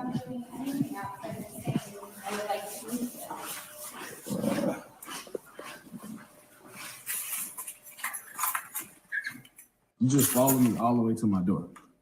As a player. And you see my keys in the door. As a record, I just want to say hi. Ma'am, what is your name? Ma'am, have a good night, ma'am. Don't ever do that again. You look pretty stupid on video. Have a nice night. And my name is Mr. Tolles. Thank you. Wow. All right. So here we have two white women, and I chose these for this purpose. The first one with Amy Cooper, she was in a public park. Here on this one is at the threshold of the man's own home. How does the location, the front of the door of the apartment building, raise the stakes for this confrontation and makes the woman's challenge even more profound? She's at your home. Exactly. They're claiming they're claiming ownership of your home, where you lay your head at. He should have called 911 and said, "I think there's a white woman following me. I think she's trying to rape me. I can see it in her eyes. Please send someone right now." And the unfortunate thing about this situation, we're making great light of it, is quite simply, you don't know what she's capable of. Mm-hmm. You have no idea what she's capable of. You have no idea of what she could say. Mm-hmm. She could very well weave a tale, a believable tale. Mm-hmm. That, yeah, we met in the lobby, and he coerced me up to his room. He lives in unit such and such, such and such and such and such. And he got me up in there and held me down. And he put that big black thing out. And I passed out. And when I woke up, I was out in the hallway. He kicked me and my dog out. You're at someone's home. And it takes me back once again, because you can look at this colossal headed white woman and almost see her as if she's 5-6 years old. Mm-hmm. Say, no. Where do you live at? Where you live at? No, you can't. No. You can't go in there. Where you at? Mm-hmm. And I would argue that if you talk to most black men, they can give you at least one personal similar story to that right there. Mm-hmm. I was working at Lone Star Community College down here. I was working from 6 to 8. Okay, it's kind of my night job. So I would leave my, campus job. I would make my way out there, teach my class, and it's a commuter campus. So there's a heavy turnover around 4 to 5 o'clock because the full-timers who are there, they're leaving. And the students who are going during the day, they're leaving. And the night students who work jobs are coming to take their classes. I'm walking down a hallway, and we have these sort of key fob things that we hold up against the door. It'll unlock the door for us. And there's a white woman who's walking towards me down the hallway, and I've been here for 3-4 years now. Mm-hmm. And she says, excuse me, can I help you? I said, no, I don't think so. Well, I was just wondering because, I'm a student here and I've never seen you here before. So I just kept walking. And she is right on my heels. Sir, you need to identify yourself or I'm going to call the police. Mm. I just walked up to the door, held my thing up against the door. It opened and I went in and locked the door. Mm-hmm.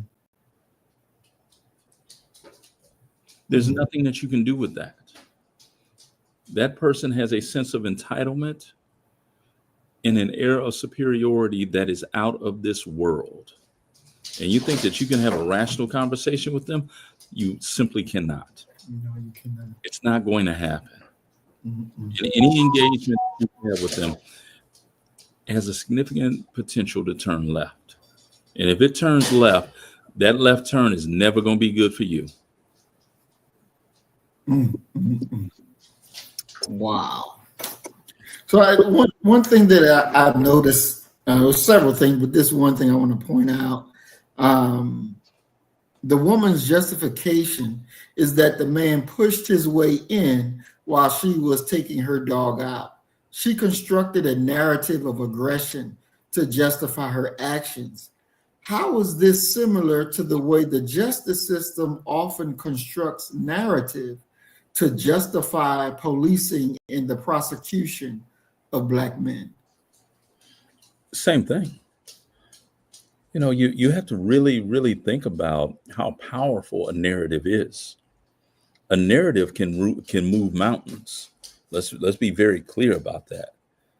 I trace the difference in power dynamics between Black folk and Jews to their embrace of the Holocaust and the way they use it as a both a political and a economic bully pulpit to Black folks' shame of American chattel slavery. Mm-hmm. They have forged a narrative that makes the world sympathize with them.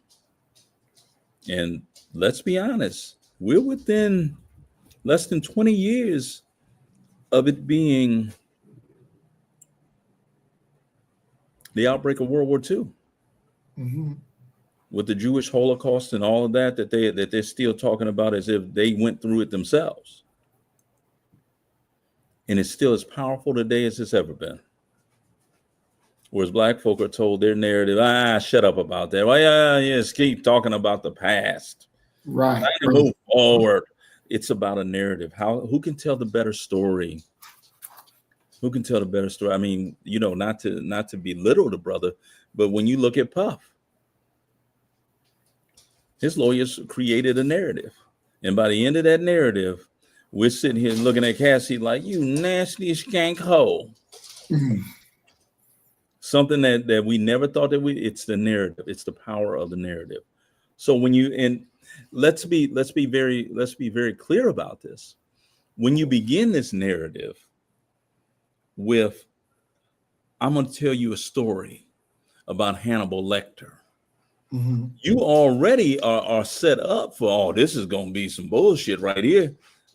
Whoever you say Hannibal Lecter killed, we're going to believe it. It's kind of the exact same thing when you started off with this is about a Black man. Mm-hmm. All of those negative images and those stereotypes and those caricatures of Black men that you have been taught that are now programmed in your brain are activated. And it is on that Negro's, it's his duty to prove that he ain't who you have in your mind that he is. Mm. He bullied his way in. He's so big and he's so Black. Mm-hmm. And you see me and my little dog, she yelped at him and he threatened to kick her in the mouth. Mm-hmm. I was frightened. Who you gonna believe? Mm-hmm. Damn. Wow. Okay, we're gonna go to the next video. There's this phrase that you might hear in the news sometimes, the school to prison pipeline. It's shorthand for how schools are funneling students, especially Black students, into the criminal justice system. It started in the 90s when schools responded to fears about crime with zero tolerance policies, which mandated suspensions and expulsions for certain violations. They also cracked down on little things like talking back or uniform violations. The hope was that it would keep bigger problems from bubbling up. But as a result, out-of-school suspensions have doubled since the 1970s, and they keep increasing even though juvenile crime rates have now been dropping for years. Around the same time, the number of police officers stationed full-time inside schools has increased by a third between 1997 and 2007. Ostensibly, they were there to prevent mass school shootings like the one at Columbine, but they end up being a way for schools to basically outsource discipline to the police. Schools with officers have 5 times as many arrests for disorderly conduct as schools without them. Sometimes the results are shocking. But the less visible effect is that schools are feeding the racial disparities in the criminal justice system. Consider the fact that schools are more likely to have an officer on their campus if the student population is more than 50% Black. You might assume that that's because there's more crime at these schools, but although students at police schools are more likely to be arrested, they're not actually more likely to be charged in court for weapons, drugs, alcohol, or assault, at least according to one study. During the 2010-2011 school year, 1 in 6 public school students in the US were Black, but they accounted for 1 in 3 arrests at school. Same goes for other forms of school discipline. Black students are suspended or expelled 3 times more frequently than white students. It actually begins in preschool. 18% of preschoolers are Black. But of all preschoolers suspended more than once, 48% are Black. Studies show that differences in behavior can't fully account for these disparities. Black students and white students are sent to the principal's office at similar rates, but Black students are more likely to end up with a serious punishment. One study found that white students are more likely to be suspended for provable offenses like smoking or vandalism. Black students are more likely to be suspended for subjective offenses like talking back or insubordination. Students who are suspended in school are more likely to later drop out or get arrested. So the federal government is asking schools to make suspension and expulsion the absolute last resort. In Oakland, California, public schools are trying something called restorative justice, where both parties in a conflict talk it out with a counselor instead of relying on punishment. The results are pretty encouraging. In the last 10 years, chronic absenteeism is down and graduation rates are up in the schools that have tried it. Other cities and districts are also trying new policies.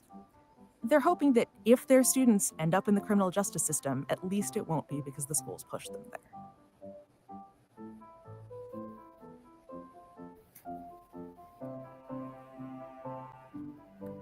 All right, so that's the school to prison pipeline.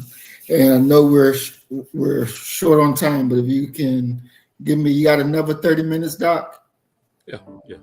Okay, I'm gonna push this pretty fast, but so this was the school to prison pipeline. In the video, it points out that suspensions doubled since 1970, even while juvenile crime rates were decreasing. What does the fact alone tell us about the true purpose of zero tolerance policies? Were they ever really about safety? You know, it's hard for me to say that they were ever really about, if they were or were not about safety. The truth of the matter is that these people are actually bringing so much, they're bringing so much cultural baggage and socialization to the job when they come to the job. Think about it this way. If you believe that Black children, Black girls in particular, Black boys are smart-mouthed, they're more violent, they're disrespectful, you're going to have much less tolerance for them. And so what we're really looking at and we're really dealing with when we're dealing with these types of issues is very, very simple issue of over punishment, over policing. Because of course you're going to in every way have more crime when the police are there, because they're there to see it. It isn't that Black folk are committing crimes at any higher rate than anyone else.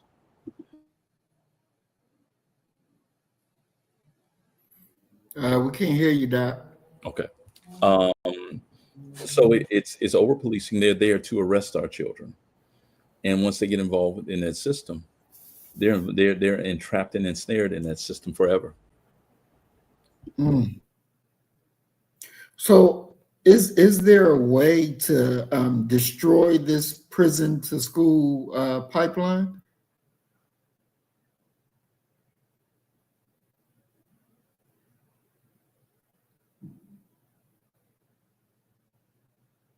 Doc, are you still there?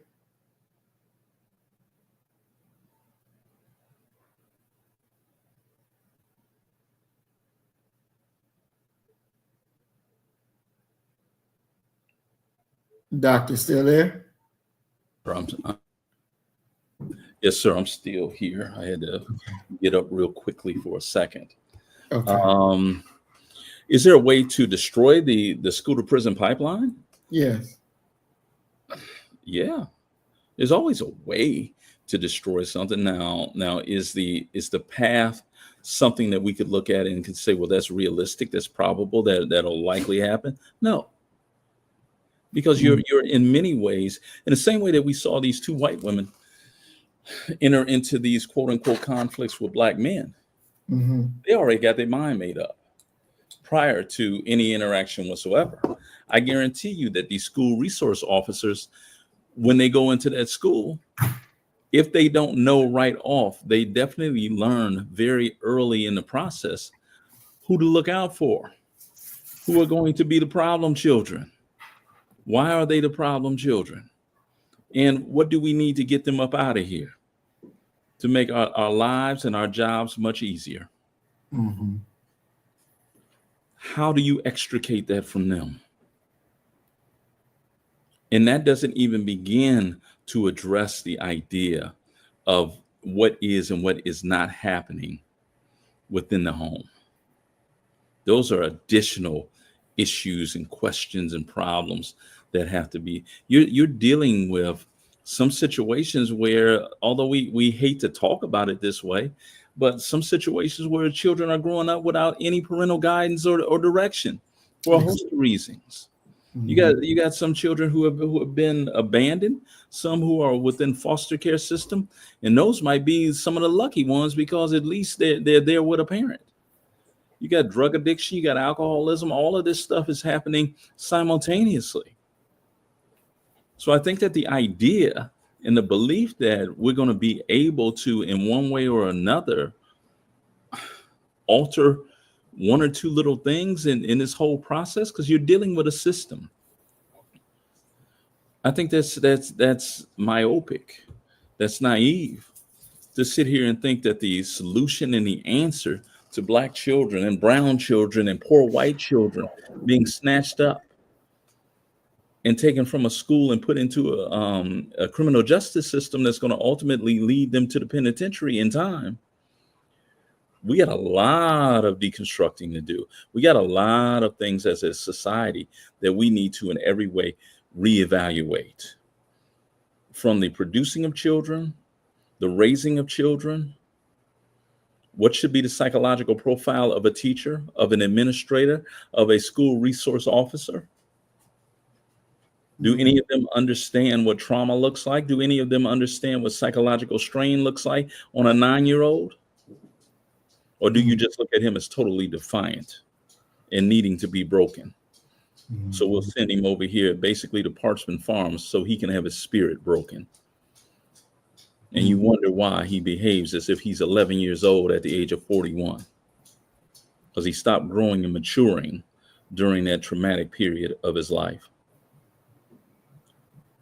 I'm glad you touched on that, because that's what my next question was going to be. Black students are punished for more subjective offenses like talking back, while white students are punished for more provable offenses like smoking. What does this reveal about the role of implicit bias in the minds of educators and administrators, and how that bias becomes official school policy? What it's showing is quite simply that the margin of error for these children is almost non-existent.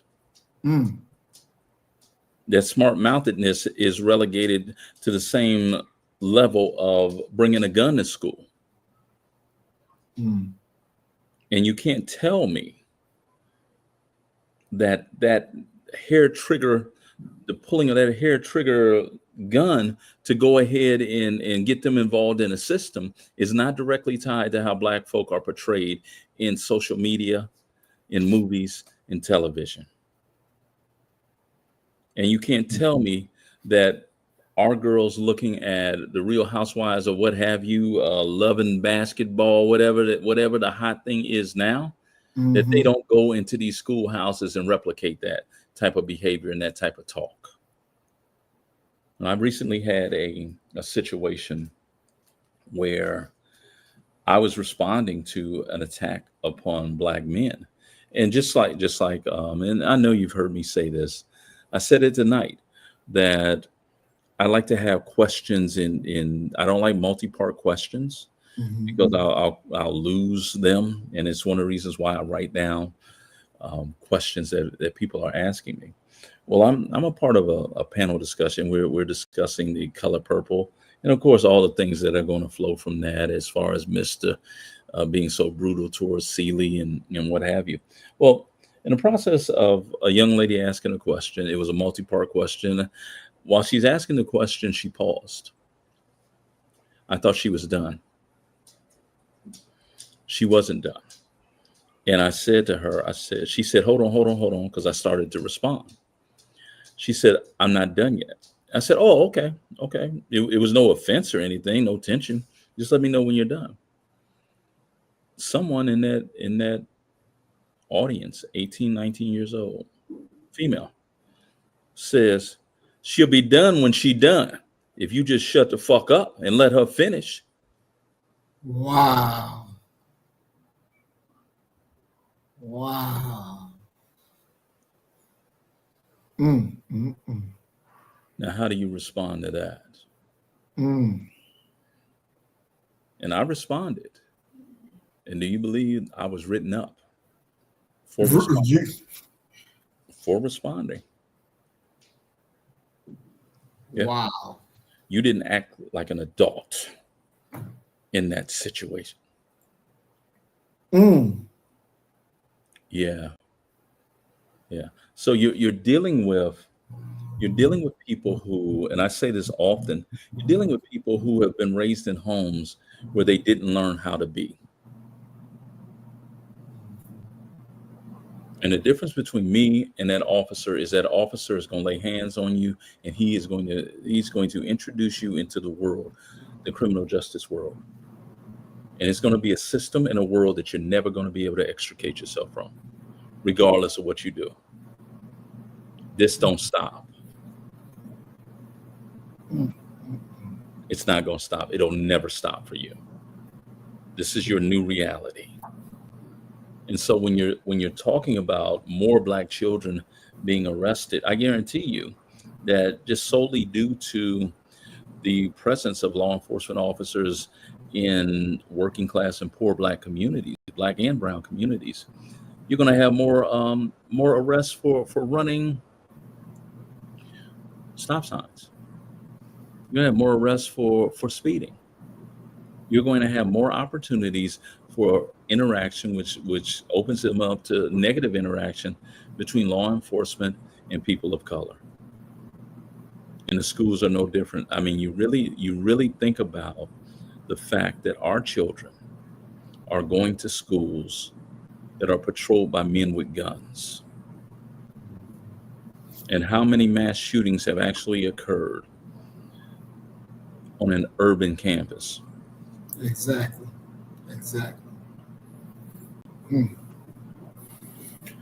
Okay, Doc. So the video mentioned about a student who is suspended is more likely to drop out and later be arrested. Can you walk us through a step-by-step psychological social journey of a 14-year-old boy after his first suspension? How does that one event trigger a cascade of failure? That's not the first event. If the data that scholars have done is true, Black boys begin to fall behind in the fourth grade. They call it the third, fourth grade syndrome. So they begin to fall behind then. And then the thing that complicates that is that boys learn differently than girls. Boys find it much more difficult to just sit still. You have to be more dynamic in your teaching and your instruction when you're educating boys versus girls. And this is boys of whatever race. This isn't just Black boys. It's one of the latent geniuses of white society. And that is quite simply, they don't make their boys adhere to rules. White boys at a mall, at a store, they run rampant. And we've all seen it. They run rampant on an airplane. There are no rules. They're allowed to express themselves and what have you. We know that we have to constrain our children. But biologically, they are more rambunctious. They need to get up, they need to move, they need to be active and what have you. So you take that reality and you put these Black children, and keep in mind the majority of teachers are white women. But you take these white women who have had really no exposure beyond the classroom to Black boys, Black men. But they've digested so many of these negative images that they feel that they know them. They know who you are and have never had a conversation with you. And put 2 or 3 black boys in there who can't sit still. And she keeps ordering them to sit still. They can't. So they're going to, and we're talking 3rd, 4th grade. This starts the process. Who wants to be around something that they fail at? You're trying to tell me every day that I come here, I get yelled at, I get put in timeout, I get in school suspension. Not only is that going to be psychologically devastating, look at the instruction time that they're missing and combine that absence of instruction time with the lack of parental involvement. That's where the parents need to be involved. So if this starts in the 3rd, 4th grade, he's what? How old are you? 8? 8, 9 years old? And by the time he hits 14 and he's expelled, suspended, y'all ain't doing nothing but doing me a favor. Because rest assured, he ain't the only one getting suspended. And they're going to hang out in that old saying of an idle mind is the devil's workshop. Holds much weight right here. So now they have a crew of individuals. They just hang out, but they're still just kids. They don't know what they're supposed to be doing. Right. And you'll see the streets get them. And you may have a petty theft here or there. You may have jaywalking, possession of weed. You might have 30, 40 charges by the time you're 16, 17 years old. And your engagement with this system is going to impress upon you, ain't nothing but a thing, because they ain't locked me away. This is just a minor bump, a disruption to my day. I'm going to get out tomorrow. I'm going to be back with my boys doing the exact same thing. Until you become an adult. And some judge looks and says, oh, you're a habitual offender. Right. Predator. Right. What have you. And so the next thing you know, you are locked away. We used to refer to it as college. He said, oh, yeah. He just went off to college. Because you thought he was a bad motor scooter when he left here. Wait till he get back here at 22, 23. Having been raped.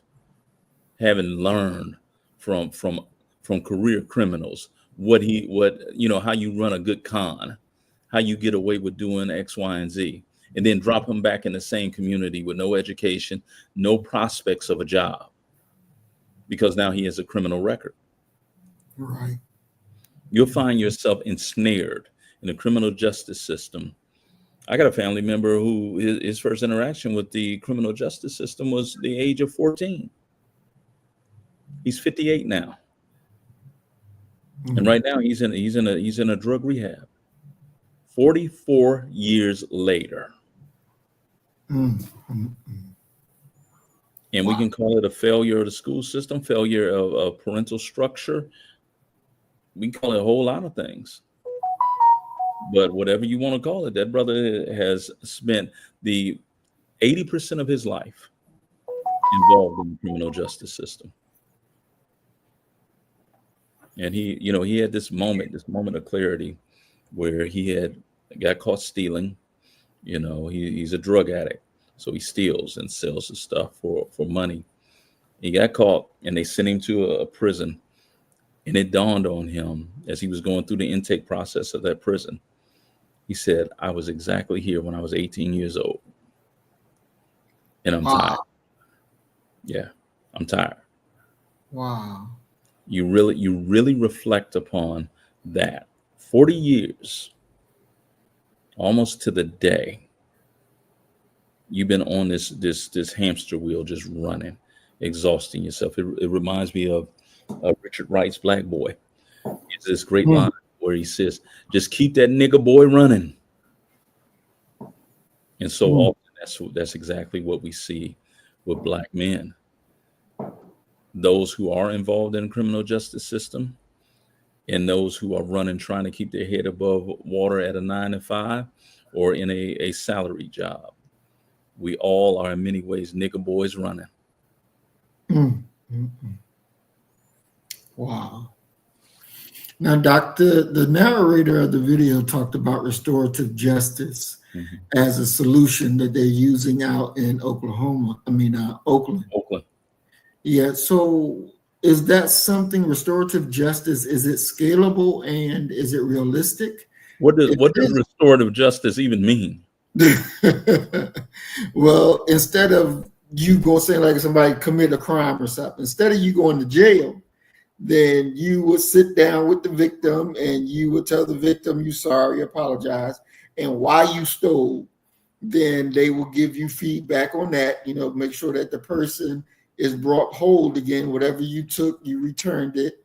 Making sure. I'm gonna do that. Huh? How am I gonna do that?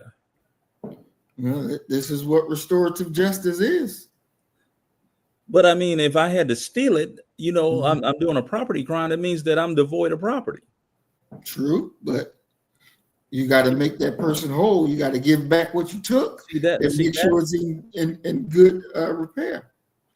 What I'll say to that is quite simply, you wouldn't tell the Jews that. Let's be very clear about that. Talk to them about restorative justice. Okay? Before you come talking to poor people about some restorative justice, go talk to them about, have them go over there and talk with their neighbors. Explain to them why have you done what you've done. Okay? That's all emotionalism. It's the equivalent of if I were to break into somebody's house, move my stuff in, okay, rape their wife, take over, their kids and their finances and what have you, just be a bastard. And they come in there and jump on me, I should be able to say to them, now that wasn't right there. That wasn't right. No, because see, let's just start with what happened 2 weeks ago. And the person is going to rightly say, but wait a minute, it wasn't because it was what happened within the last 2 weeks. It was what's happened the entire time. Well, we ain't talking about that. We're not talking about gross underemployment of Black folk. We're not talking about people committing property crimes because they need to eat. We're going to focus on poverty, but we're not going to focus upon the idea of why you're poor. We're not going to focus upon the idea of why the vast majority of Black men get that empty feeling in the pit of their stomachs when the police, regardless of if it's a Black or a white cop, pulls behind them. Because it's some bullshit coming. You know that your life may very well end within the next 180 seconds, depending upon what mood they're in. So in many ways, when you're talking about this idea of restorative justice, well, no justice to begin with. There's a reason that people are committing property crimes. And there's a reason why those who don't have to commit property crimes are sitting around and saying, well, let's quit talking about the past. Because you did your evil dealings and your underhandedness 200 years ago, 100 years ago, 50 years ago. No. What we're talking about is what happened over there in Central Park. Well, why is it that ain't no Black folk over there living near Central Park? That ain't what we're talking about. And as long as people are able to shut you down, controlling the narrative, we come back to the idea of a narrative again. Ain't even no sense in even having a conversation. Because we are not talking about deconstructing the system. You're not talking about interjecting anything, any semblance of what's fair, let alone just. Right. You're talking about why did you act up?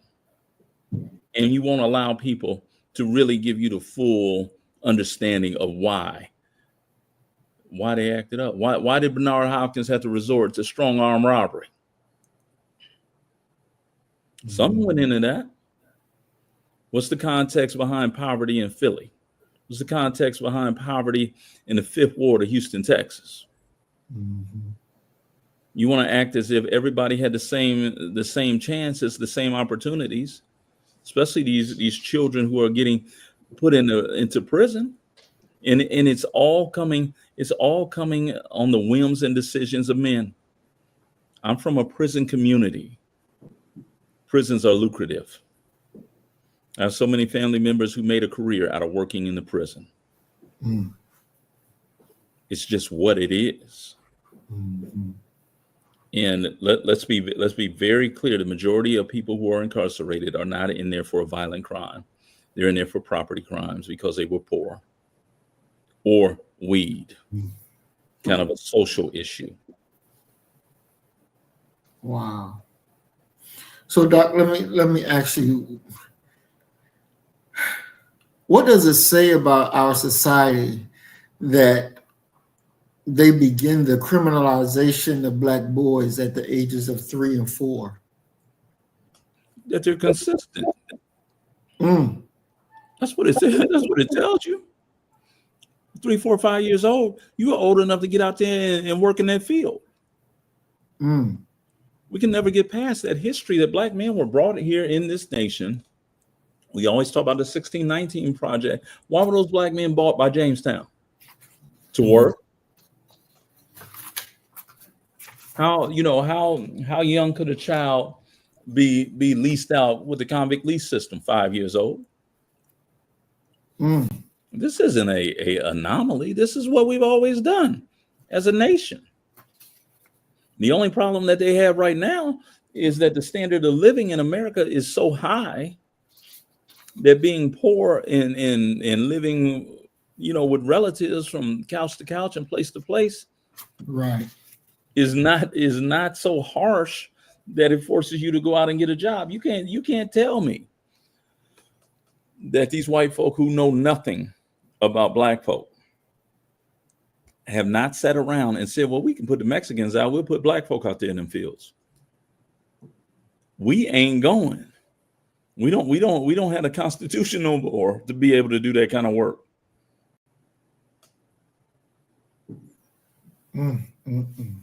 Wow. Okay, we're going to skip forward and go into the last 2 videos for this topic. Okay. We went to couples therapy when I was married. Me and my wife went to couples therapy, the TV show shit. And I guess during one of the counseling sessions, whatever, I just mentioned some things about my mother. And we was in one of our counseling sessions one day, and a lady said, how would you feel if you saw your mother right now? I'm like, I don't know. Like, yeah, of course I love her, but I didn't know. And then she asked, my mother came in, and she walked.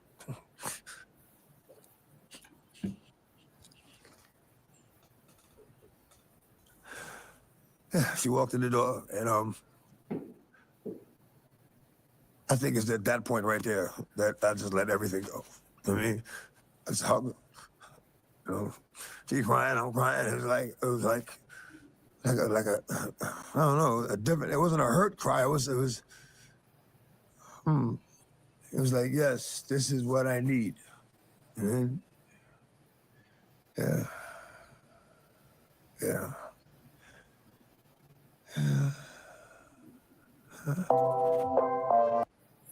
All right, that was your man DMX. So, Doc, DMX is the epitome of hardcore. He completely broke down. I don't know about that, but go ahead. He breaks down at the sight of his mother. He says his tears weren't from hurt, but from a feeling of, yes, this is what I need. What does this moment reveal about the deep, often unspoken need for maternal connection and healing that Black men carry? That we're human. You have to remember that the father's role is to model manhood, to be a provider and to be a protector, to be the first lover of his daughter.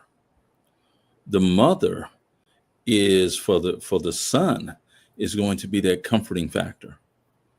That when your daddy, get up in your ass, that's who you go to for the softness, for the consideration,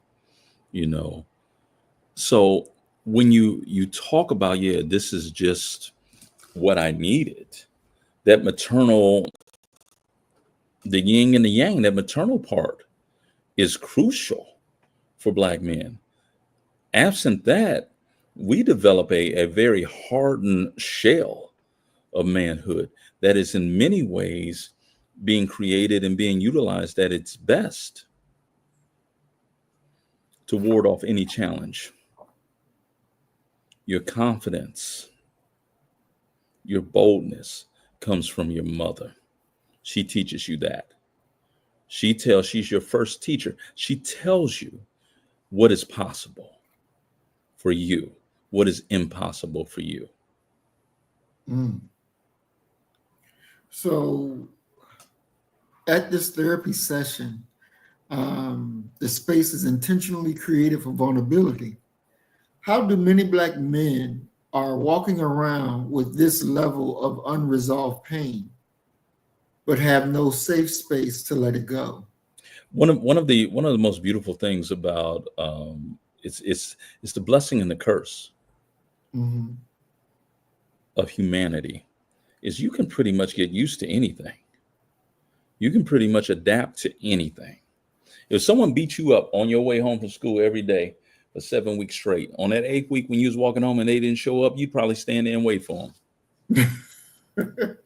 Because it's become the routine. It's what you're expecting. And we're also looking at a dastardly situation that, to be honest with you, you move a little bit every day. You develop a little bit every day. And those movements are indiscernible. It's very similar to if you see your child every day for 6 months. You don't see very much physical change in that child. But let someone, a relative or what have you, not seen them for 6 months or 2 years, be like, boy, you're getting tall. You didn't see that. And emotionally and psychologically, that happens to us as well. You gradually move. You gradually learn. Nah, I can't cry because people are going to say I'm a bitch. You gradually move towards, if I show any weakness, they're gonna test me, they're gonna try me. And I don't want nobody to know that I'm scared. So, grrr. And the entire time you hurting. But after a while, that hurt becomes normalized. This is what life is. This is what I have to do to navigate this thing. It's normal. It's not hurt anymore. It's just what life is.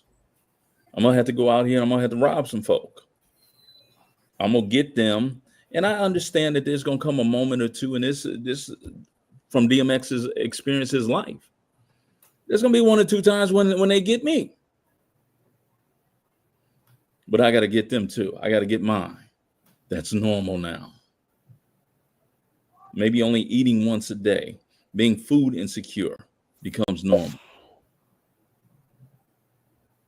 So the absence of a safe space, you can get to a point in your manhood, in your development, in your womanhood, where you're wholly unaware of anything like that. What do you mean a safe space? Life is hard. Don't show no weakness.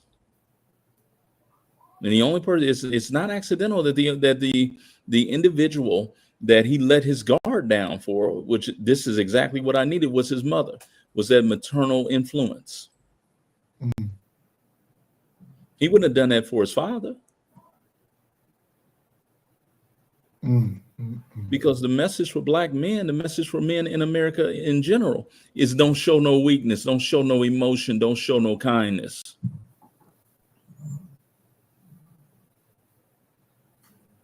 Wow.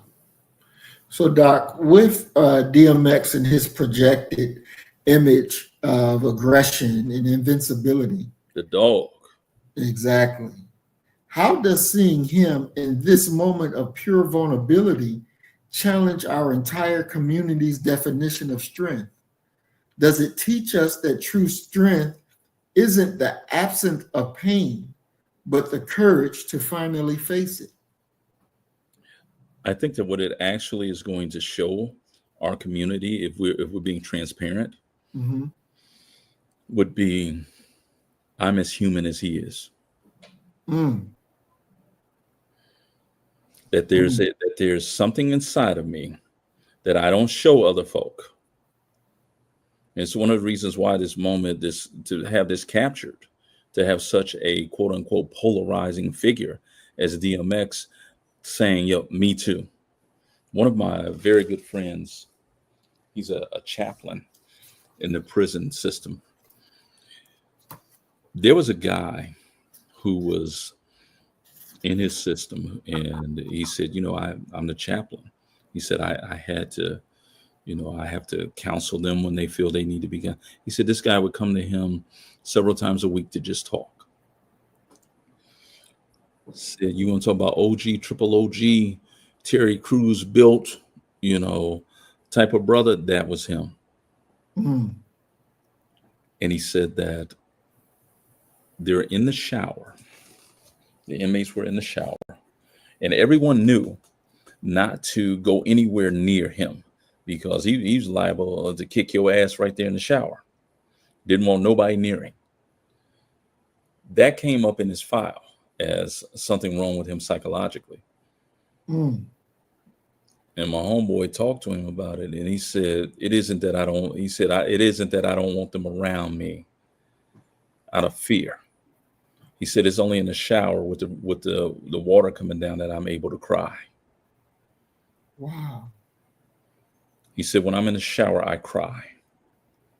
And no one can tell the difference between my tears and that water that's coming down. That's what we're talking about when we talk about who we truly are and what we learn to hide. We create a shell. And we'll join with other individuals almost as if we're Spartans who also have shells.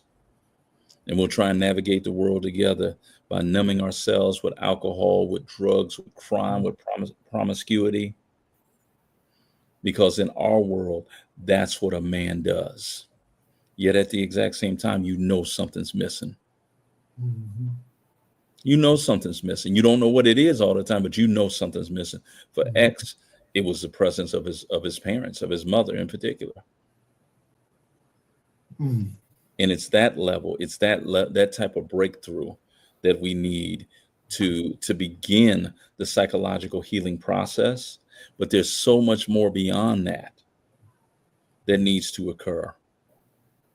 In a society that tells men, Black men in particular, that you got to be able to provide, what does it do psychologically to you when you can't get a job?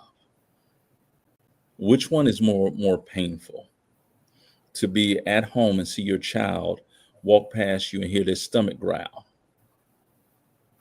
or to risk your freedom to go out there and do something and get some resources or what have you to alleviate that pain and suffering of your child, knowing that it might remove you from their lives for 8 years. And if you get caught doing that and you do that 8-year bid, how many nights do you spend? How many days do you spend in regret and depression, increasing depression?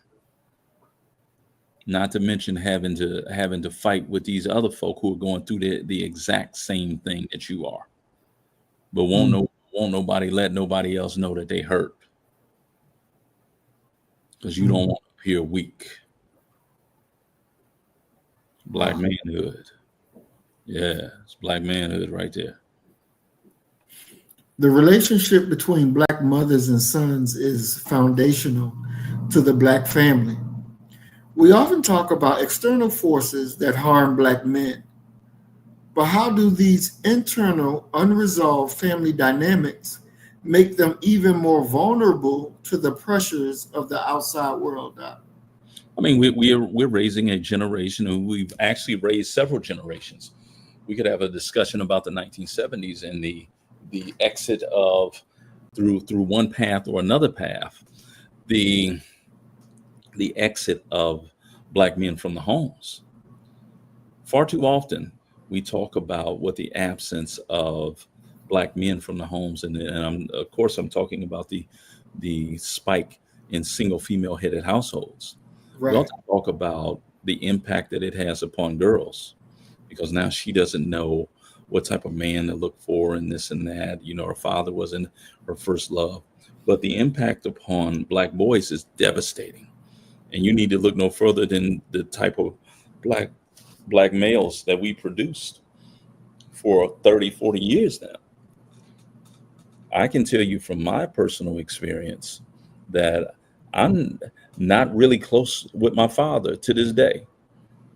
My father's favorite is my sister. I know it. She know it. The world knows it. Okay. He loves her. Okay. She got a financial issue. He going to bat for her. If I call him and even insinuate I need a loan, he said, well, now, you know, I'm on a fixed income. I'm retired. And he got a million excuses for me. Okay. Mm-hmm. However, I was my mother's favorite. My mother loved me. You know, Jawanza Kunjufu, to bring his name up once again, keep his legacy going. Jawanza Kunjufu says this brilliant phrase. He says, Black women raise their daughters and love their sons. And that's the way that it actually should be. Because they need to be instructing and guiding and molding their daughters on how to be women.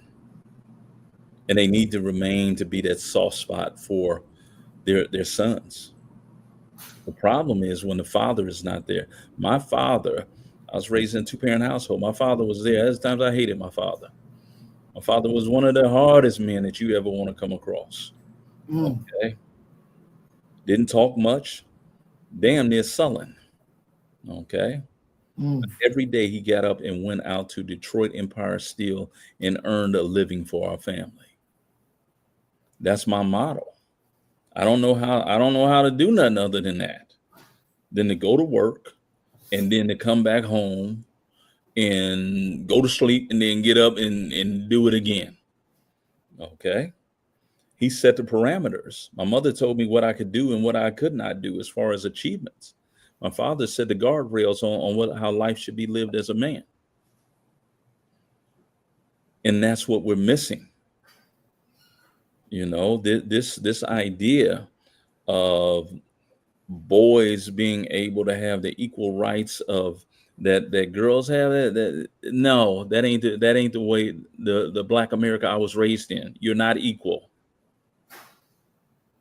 You got to carry the load, homie. And you need a man that will show you how to carry that load. Okay, like Chris Rock joked, all you do is, if you daddy is the big piece of chicken. Okay, your children's success has got to be your fuel beneath your wings. And so when we're talking about this idea of manhood, we're talking about parenting, we're talking about having a situation where we have men in the community, not necessarily always in the home, but who are modeling what a man ought to be and ought to do. That's crucial. Because if those positive displays of manhood are not shown, the negative ones are so plentiful around us. And those things are like, they're like sugar. They're attractive to us, period. Wow. Okay, we're going to move to the last video.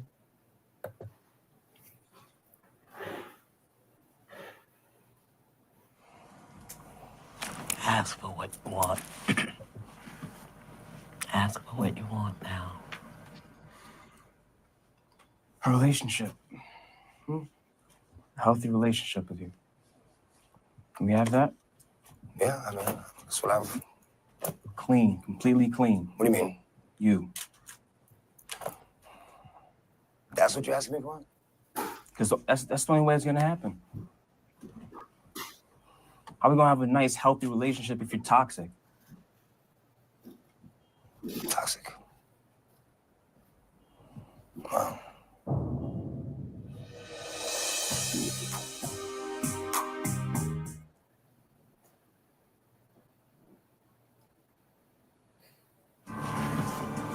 Ask for what you want. Ask for what you want now. A relationship. A healthy relationship with you. Can we have that? Yeah, I mean, that's what I've. Clean, completely clean. What do you mean? You. That's what you're asking me for? Because that's the only way it's gonna happen. How are we gonna have a nice, healthy relationship if you're toxic? Toxic. Wow. If there's gonna be a condition, if there's gonna be a demand, all I've given you is unconditional love, I'm not gonna allow that. Because either way, I'm fine. I've made peace with it. Yeah, cool. You know what? That's how you feel. I'm gonna respect that. That's how you feel. I'm gonna respect that. But that's some bull. It's fucked up. I love you. I'm always gonna love you. I love who I am. I'm not gonna change for anyone. I'm not trying to be disrespectful. I'm just trying to come talk to you like a man to But man. you tell me I won't have a relationship with you unless when I've been a great father to you. I smoked weed before you was born. I drank before you was born. Did a lot before you was born. Love, it's will be unconditional. I will never put a condition on our love or our relationship. Never, ever. And then I guess until you get to that place, we won't have a relationship. It's sad that my son wants nothing from me. And I have so much to offer. I guess. I still love you. I love you too. But that doesn't fly. That's not gonna fly. It's not gonna fly. It's not gonna fly. It's not gonna fly. And that's okay. That's okay. Well, I guess I'll see you at my funeral then.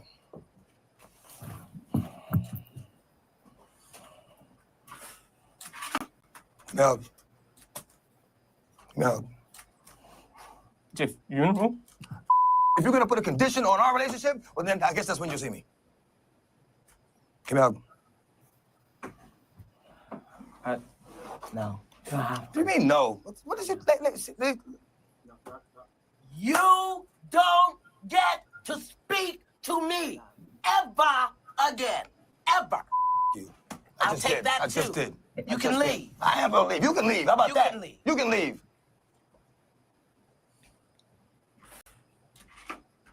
You get to ask for what you want. You get to ask for what you want. I bow to you Thank you. for what you just did. And how you helped me get there. You took a stand for yourself. You asked for what you wanted. And you did not allow yourself to be manipulated out of it. I bow to you. Thank you. In the face of your father, you just became a man. Good for you. Good for you.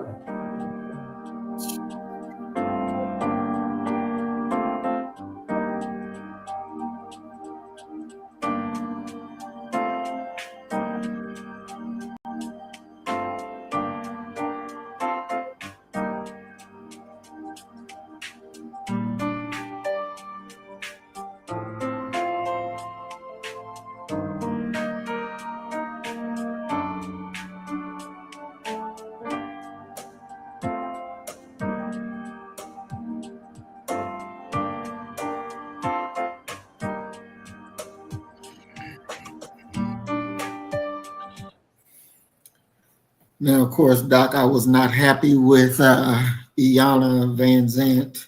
She thinks she did something very good, but she was shit. She just fucked everything up even worse. Yep.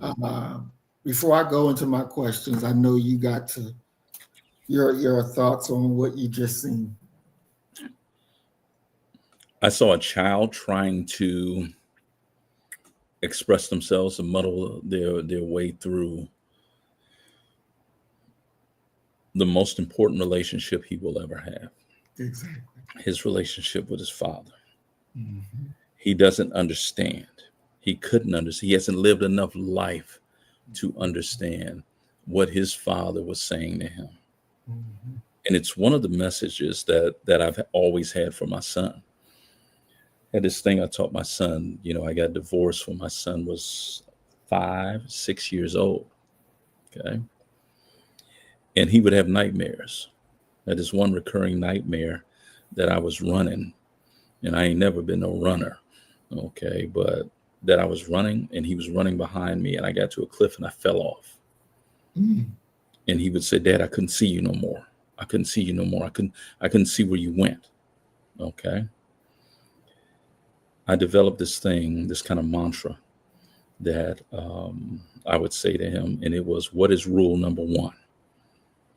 And he knew to say, I said, "Look me in the eye." And he would look me in the eye and he would say, "You will never leave me." That was rule number 1. There's a reason why I never left Houston, Texas. I had other job offers, other opportunities. I'm not leaving my son. There's no job, there's no prestige that is that significant. And as he's gotten older, I've tried to teach him this idea of truly unconditional love. I said, now there are some things that may disappoint me that you do, may anger me, but I will never stop loving you. I don't know how to even conceive a world where I don't love you. I don't know how to conceive a world where you don't exist. Okay. That's what X was saying. There is no condition upon my love. Truth of the matter is that I'm an addict.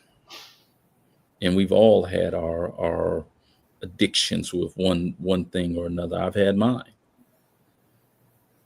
But never, if you develop an addiction, this might get you, Brother Maurice, if you bring a white woman home, that would not stop my love for you for one moment. That's what he's saying. His son can't hear that.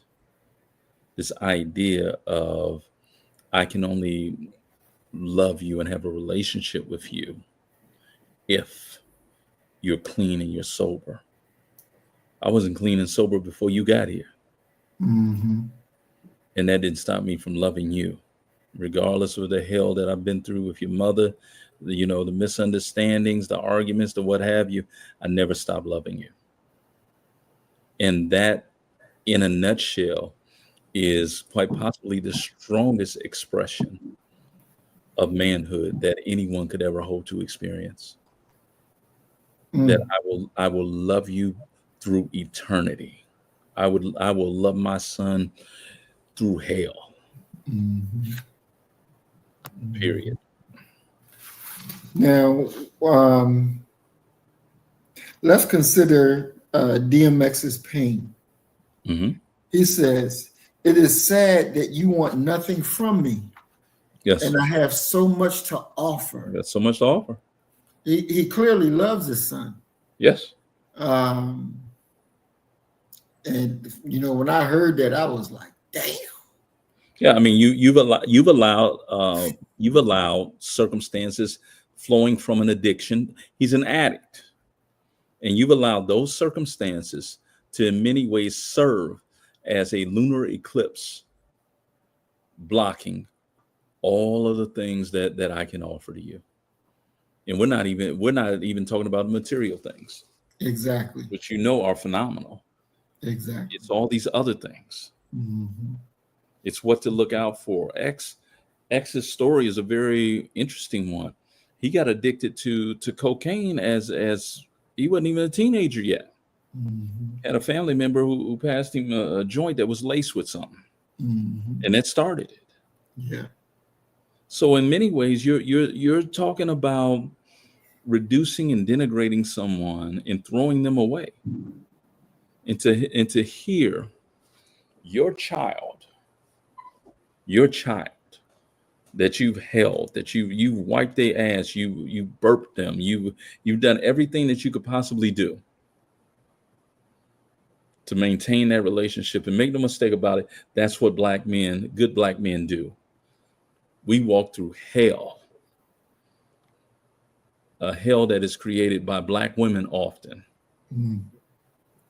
to try and maintain a relationship with our child, period. And to hear, because in many ways what you're hearing is, I've been indoctrinated and brainwashed so much that I'm an unwilling party in parental alienation.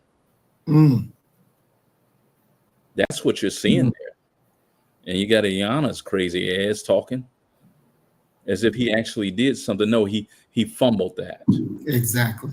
And he can't understand it. He can't see it. Because people, and DMX's life proves this, people don't last always. Yeah. And so you're gonna separate yourself from someone who you had to have known was on limited time. Exactly. What did you think about her, Iana, it's standing up and yelling at DMX? What did you think about that point? Do you think that was something she should have did? She should not have been present in that sacred space between that father and that son. That's a sacred space where a father is reaching out and pouring into his son. The son is hesitant, but he's open and he's willing to accept whatever is being offered. It's the reason why he didn't want to raise up and hug his father, because he knew DMX was walking out the door. What if that's your last hug? What if I just don't raise up and hug him? Will he stay? That's a child that you're dealing with. That's dealing with someone who has lived some life, and he can warn you about some stuff. He can guide you through some stuff. Period. But the sting of hearing that you want nothing from me with all that I got to offer, that's you talk about being psychologically devastated. There you go. What do you do after that? Continue your addiction.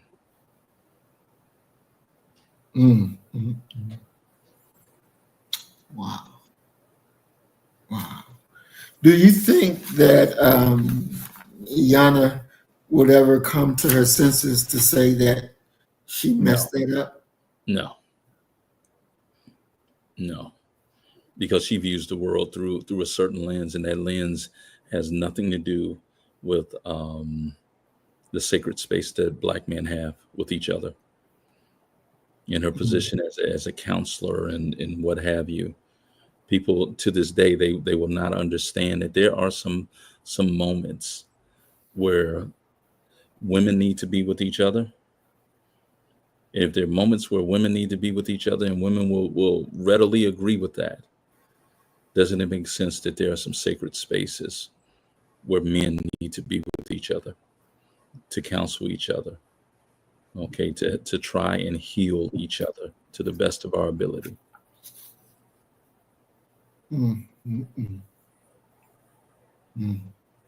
Would you agree that there's conversations and conversations like the one we just watched where women should not be a part of? Not because you're less than, but your input would be more destructive than fruitful. Emphatically. There are discussions where a certain class and group of men need to be there and others not. You're talking about a relationship there. You're talking about something that is, and I keep harping on the word sacred, because when we talk about black male interactions and relationships, rarely do we talk about something being sacred. It's just some niggas talking shit, since that you have no idea what's going on in those spaces. and you should not necessarily be able to force yourself into those spaces. She could never conceive what it feels like to be a father and to have your child say that on national TV that they want nothing from you.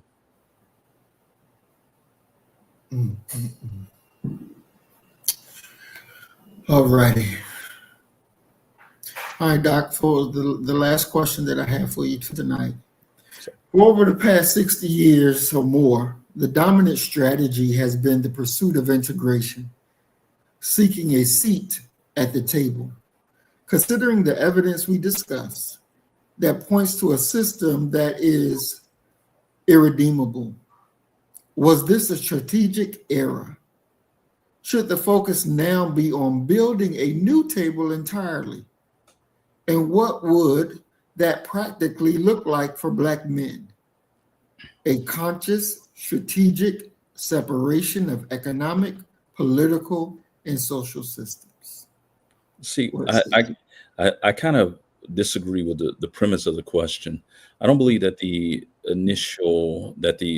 primary trajectory of the last, really, we can push it back to World War II.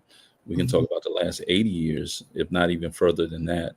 I don't believe that it's been integration. I believe that it's actually been assimilation. That there was an expectation that Black folk could outgood racial bias and discrimination. That if we just showed white folk for long enough that we were just like them, that they would let down their guard and they would invite us in, and we would, you go back and you listen to Dr. King's speech where he's talking about the content of our character. The idea that race will no longer matter in this nation, that has been for far too long the trajectory. But if you fast forward to the late 1960s with the outbreak of Black Power and the idea of Black folk doing something, going into white institutions, getting these educations and this and that. I want to say it was Time magazine, might have been Newsweek, but I'm pretty sure it was Time that ran a cover. And on that cover, it said the new Black Power. And they had on there 3 Black men who were the CEOs of Fortune 100 companies. And the idea behind it was quite simply that Black folk were going to assimilate into this dominant society, and in time, race would have less and less emphasis and what have you. They were wrong. And there's something that is special and particular about American race relations. We have to remember that there is no biological basis for whiteness, for white skin. If you were to go to Europe, you don't find white people there. You'll find Irish, you'll find Polish, you'll find Italian. It's only on this side of the Atlantic that this gumbo yaya, this mixing of European identities and melding them into, when it's politically and economically advantageous, melding them into one solid block of whiteness. These people they're addicted to that whiteness. And you saw it when you're talking about what happened in the Ramble at Central Park. That white woman is addicted to the whiteness, that I come first and what I say goes. If I don't want to have my dog on a leash, damn it, I don't have to. Okay. I don't care that you're trying to force your way. Where do you live at up in here? And I'm going to follow you until you. That's an addiction to whiteness, an addiction to privilege. Now, in saying that, I think that we have to really, really, really, really understand that if we can change the narrative of this nation, because white folk put Black folk in a very peculiar situation. They don't want us to be reliant upon them economically. They don't want us to be sucking their economic might. That's one argument. Start your own business, do your own blah, blah, blah, blah, blah. Yet at the same time, they don't want Black economic independence.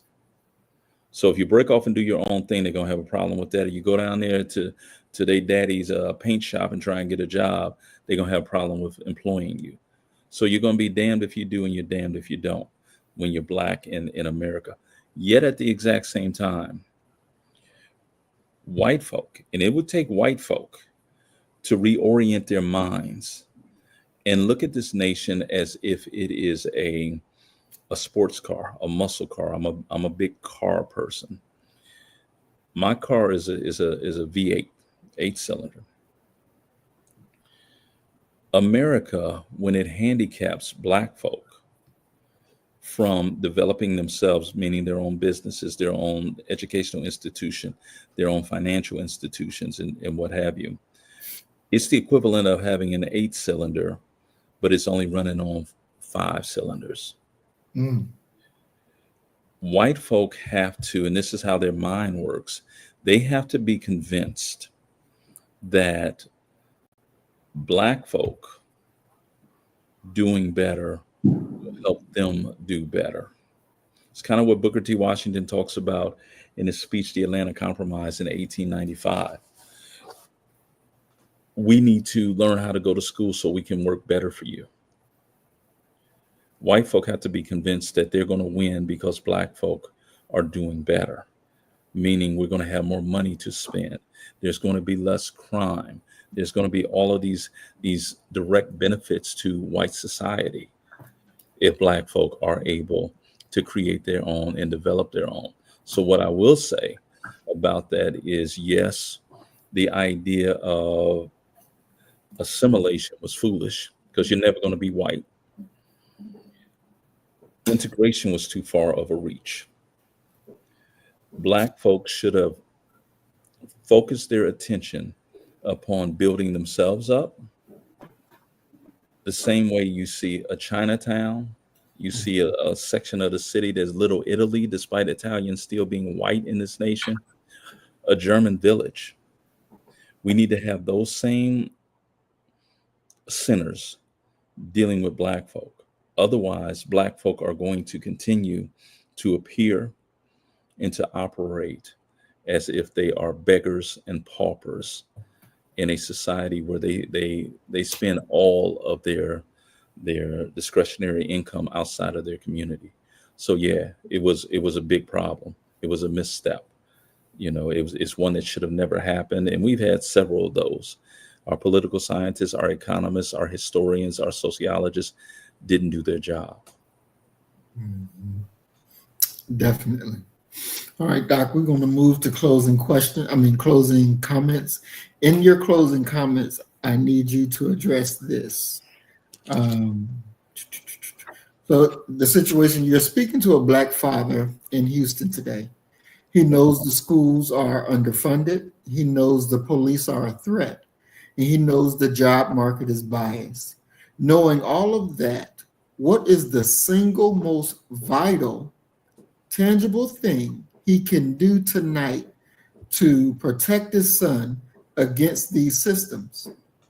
And conversely, what is the most common mistake that well-intentioned fathers make that reinforce the damage? Okay. Let me say, and I'm sure you know this, and hopefully the audience can recognize this. I love being in this space.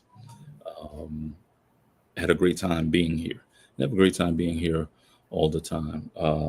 So having said that, thank you all for coming and listening to us as we try and figure our way out of no way, what appears to be no way. Now, towards your question, what I would say to a Black father in Houston, how he can help his son, the most important thing that I would say is to think about, first off, know what gifts your child has. My son is a burgeoning inventor and engineer. After learning that and recognizing that, and that's not my thing. I'm not no handy dude. My mind does not work in that abstract way, but his does. So I had to sit there and really think about what is the outcome that I want for him. And the outcome that I want for him is the same one that he wants. He wants to be an engineer. He wants to be an inventor. So everything that I do is directed at that. It started off with the purchasing of Thomas the Train. Eventually, he moved to electric trains, Legos. Now he's at 3D printers. Has 6, 7 3D printers going at the same time. He's gotten to the point where he's making his own superhero suits, Iron Man, and things like that. So the best thing, most important thing that he can do is find out what are your son's abilities, what are his goals, and what are his hopes, and then spend every available waking moment supporting those, period.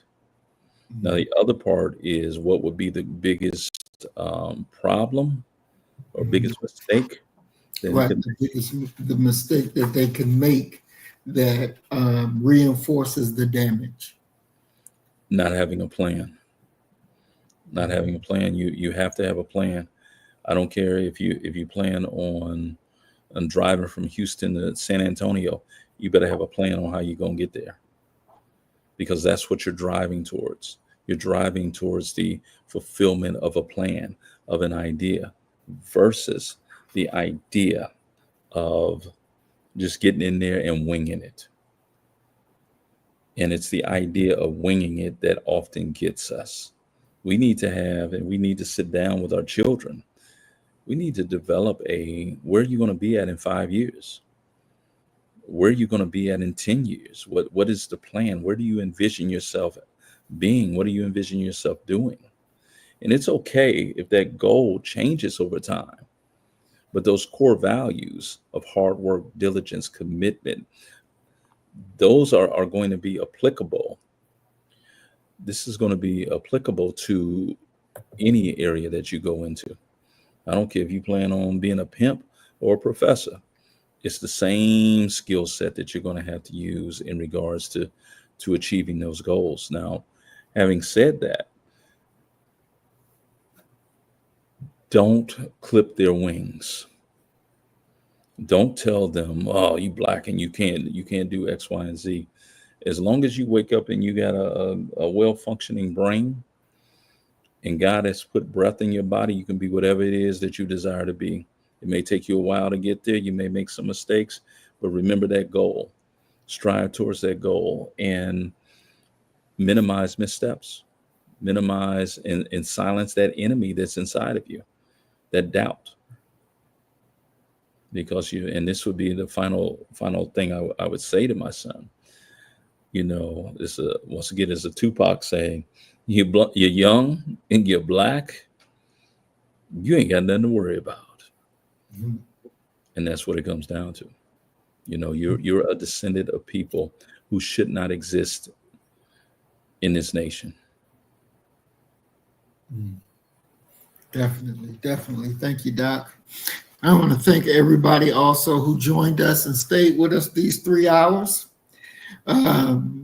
One thing that I would like to add is that our trauma that we've been through as men, it doesn't define who we are.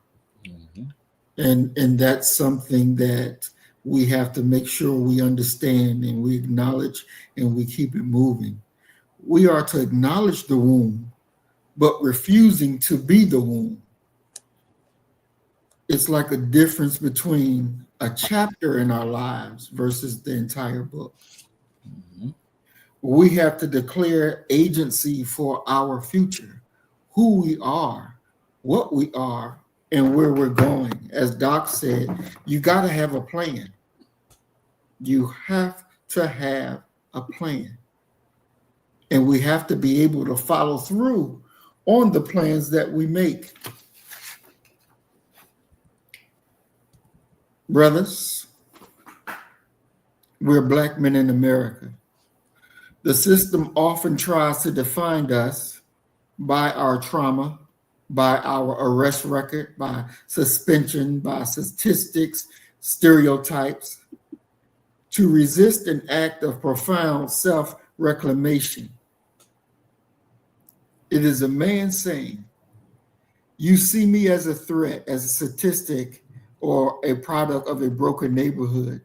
You want to define me by that trauma. But I define myself as a father, a son, a creator, a leader, a healer. My pain has shaped me, but my potential is what guides me. And this is the thing that we have to understand. We are guided men. And it is time for us to take charge and define for ourselves who we are and how we are to operate. The sacred space between a father and son must never be violated. If you as a father don't know how to be a father, reach out to a Black father and ask for all the assistance that you need. And the assistance will be given. This is our sacred duty as men. And we must never shun from this duty as men. It is up to us, and we'll make it what it is. And again, we thank all of you. We love you. We thank you for being with us this time, and we'll see you again. We'll be back on next Saturday with another topic. Same time, 6 o'clock. So as we always say, 6 o'clock Central, 7 o'clock Eastern. You kill the nigga in you, I'm going to kill the nigga in me, and our God will reign supreme. We are Black first. Today, tomorrow, and forever. Love you, family. Peace and blessings. Assalamu alaikum. Shalom. Peace. Peace. So you better get the message and get it straight. You're going to need some bridge work. It's simple as that. Because we're living in judgment. We're living in implementation. All right.